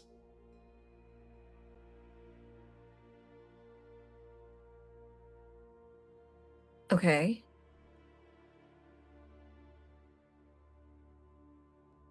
He was Or, He was brought over from Russia to help train Charles after he was born. okay, and we're... Now he's Where- also one of the king's closest advisors and has some sway. So this could be a political move, but could be something else. So I would keep your wits about you. Understood. Yeah. Don't know how I feel about his teachings. It was a different time, Aspen, and things seemed very dire, especially for the tribe. I don't disagree with you. His methods were brutal. And that's why I tried to get Charles as far away as I could, as often as I could. However, this could also be a means to create a new path, build some new bridges. The last thing we need is to make an enemy of the old nation with the numbers that we have and the goodwill we're trying to do. And honestly, it could be none of that. It could just simply be politics as usual. I guess I'll just have to have a conversation with him and see what his intentions are. His word is his bond, if you couldn't guess from the name. And he holds strongly to such things. I didn't expect him to be so kind, but that man has never failed to surprise me. Well, you learn decorum pretty quickly and the politics of everything. Oh, I mean, as long as his intentions are that of malice, the conversation is not out of the question. I didn't pick up any malice in the time that I spent with him. I think that he is here on business, whatever that business may be. And I will say this. You've seen Charles. You know how Charles can be, and you know what he can do. This is who we learned it from. And this is the only guru Charles has never bested.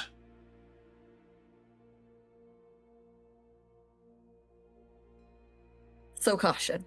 Understood.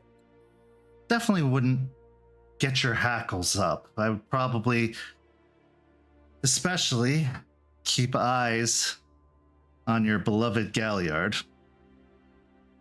Because as you bristle at the knowledge of being his teacher, so too will others, I'm sure. He's got a lot going on right now, Charles. I'd love to know more. Tell him to come see me sometime if he's free. I'd love to catch up with him. It's been far too long. I will. He could probably use it. We had a new guru come into town. He's currently on a mission with Jace, but they have a history and not a flowery one, to say the least. What's their name? Isidoro? You see a look of recognition cross his face. Oh, I bet that was eventful. It was definitely something. I think he came in with much more than a bone to pick, a fight or a blaze of glory, but it's tampered a bit. I'm just worried that it might ramp back up at some point, things not being said. Guru are stubborn and likely to hold a grudge and hold it as long as they possibly can. Isidoro,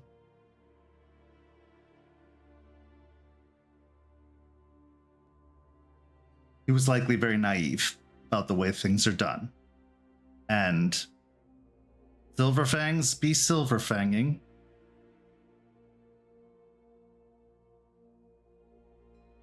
You should have seen it as an opportunity. And I'm surprised he's still alive, to be completely honest. But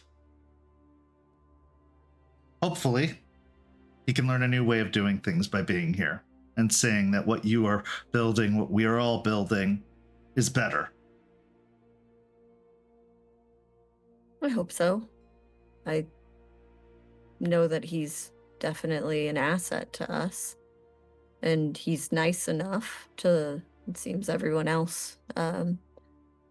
Just keeping an eye on him.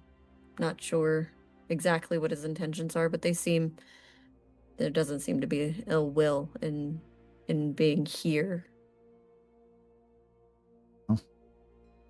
Don't let the smiles betray you. There's always something behind it. Well, his deed name would tell you that pretty easy. Very appropriately given.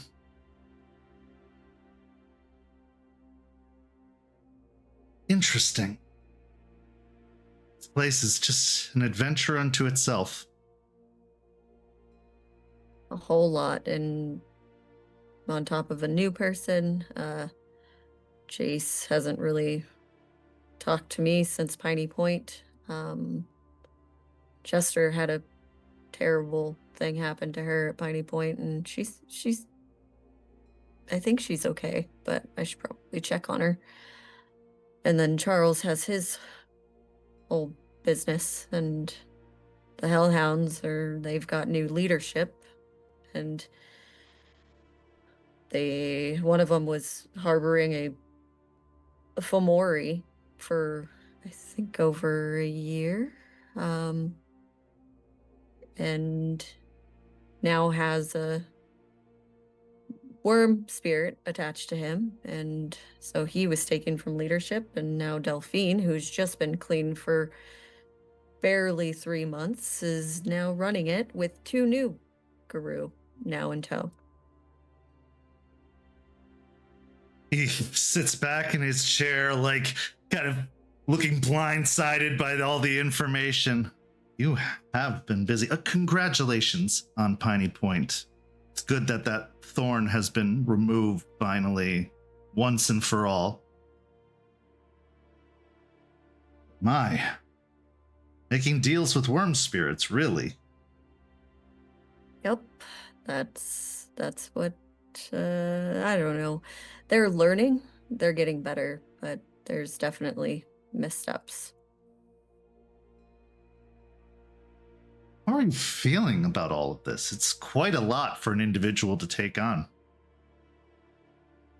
I feel like I'm putting out fires, is what it feels like. And now with Fenris back, it's a whole nother fire. And I feel like I'm doing my best to lead and to try to keep things at bay, but I think I'm losing connection with my pack as a whole, maybe my whole sept.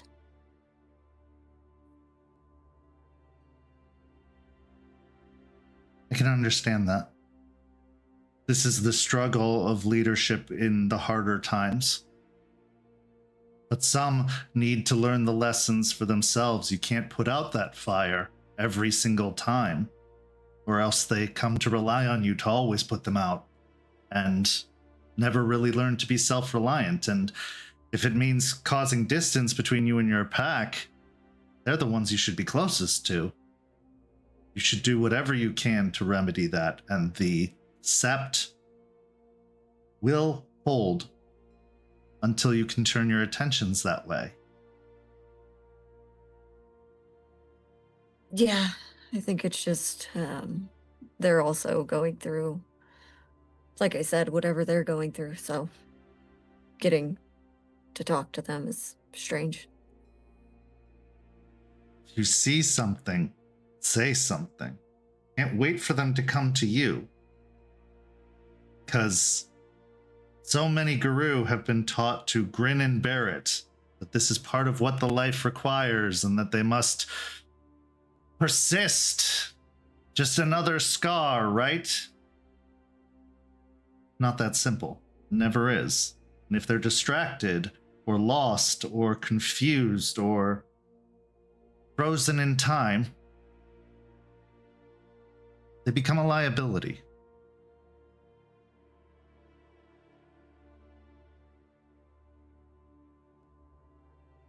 Okay. Have some conversations then.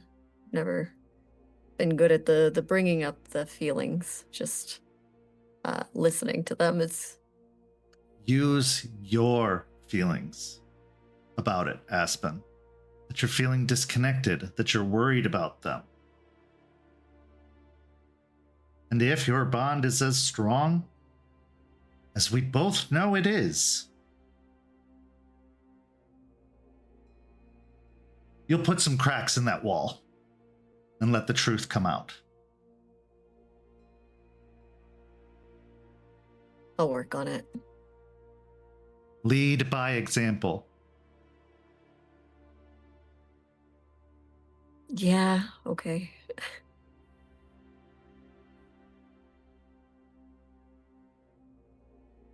Well, all that aside, what else can I do? Sounds like you have much delegation you need to be doing. Well, truth catching would be really helpful, and helping with Larry, and just maybe being around. We've got a lot of things that will be bringing us outside of the cairn in the very soon future. And it would just be nice to know that there's people there to keep an eye on the place and watch out for it, and maybe some help with going out to other SEPs in the future. You don't have to come. I wouldn't expect you to come with me, but, some encouragement, some advice would be helpful. Yes, I must apologize for my absence at the cairn. I feared that having that presence would take away from the authority from which you command. When other elders are nearby, others will defer to their judgment and wisdom, and it sounds like you have plenty coming from the old nation that, well, I just fear I'd interfere with what you're trying to do. But I will make an effort to be more present and relevant, and anything you need, I'm happy to do. I understand your concerns with too many voices. Charles is great with that. But I think another elder, she cocks her head and smiles. Another elder would be great. I'll see if I can reach out to Eyes of the Sea as well. She's going to stay in your town. Beneficial as she is, she can at least make her presence known from time to time. But I know she doesn't take kindly to the politics and tends to keep a distance from it. But there's a difference between politics and community, and she is certainly a part of the community. We will pull our weight, Aspen, I assure you of that. Well, especially with the old nation coming in, it seems. Somebody with perspective, more perspective than I, would be helpful.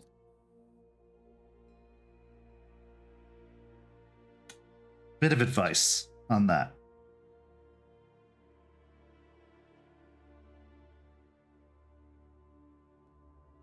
Your defiance in times when it's been necessary has served you. But understand, with Volkov, he expects others to uphold their oaths. And as we both know, you have a little bit of an interesting moniker you've taken on yourself. Don't say anything you don't mean, and don't agree to anything you won't uphold. Because when I say that Volkov has the ear of the king, that is not hyperbole. And while I didn't expect to have to be speaking to anyone of that kind of rank so soon, there's a golden opportunity we do not want to pass up to further the mission of this new nation and to make change. Just be mindful of yourself, and they are from a very strong position. And defiance hasn't ever been something they've really openly appreciated. I think you get what I'm saying. I understand. The flies and honey scenario. Yes, while the nation is in a state, there are still many who owe that sept their allegiance, or at least their respect. And if you go wrong with them, all of those other options will be off the table as well. It will make it that much more difficult. I understand. Thankfully, seems you have time, so don't rush into anything either. Make sure that you're in a good state and ready for actual negotiations and conversation, because you do not want to be distracted. He is shrewd and very aware of weaknesses. Well, then I won't have him waiting too long. Fair enough. I've set him up in the hotel here, partially so I can keep eyes on him, but also partially because why not show off the better parts of the area? And if I see anything that I find suspicious or uncomfortable, I will let you know. Perfect. That'd be more than helpful. Good. And I will say I'm not going to keep all of my opinions to myself. I would expect nothing less. Pick your points of attack carefully. Because this is not a shot you want to miss if you're going to take a shot. Okay. Well, is there anything else you wish to talk about? That's everything. But maybe we just go out and have a nice time. Sounds wonderful. I haven't been out on the town with a dear companion in quite some time. He stands up and offers out an elbow to you. She'll link with his elbow. And the two of you head out to enjoy a night on the town of extravagance, luxury, and fun. And this is where our story comes to a close. But not without one last scene.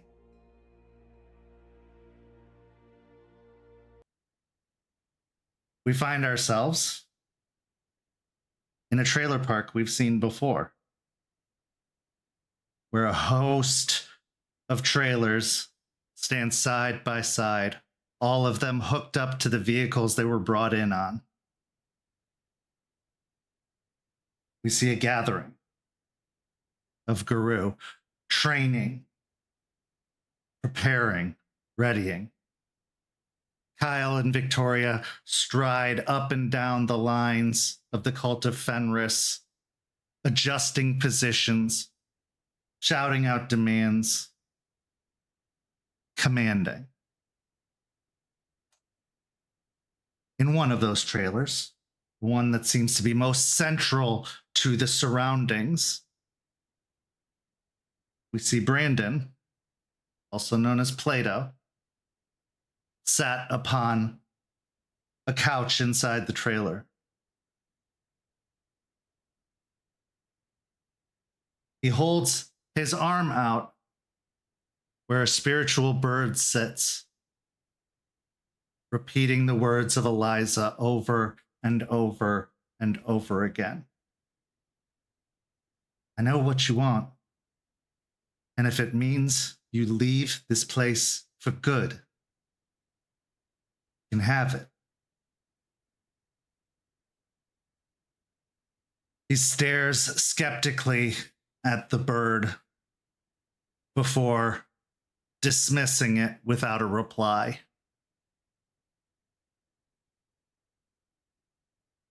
Oh, Eliza, I don't think you really know what I want. But if you're offering,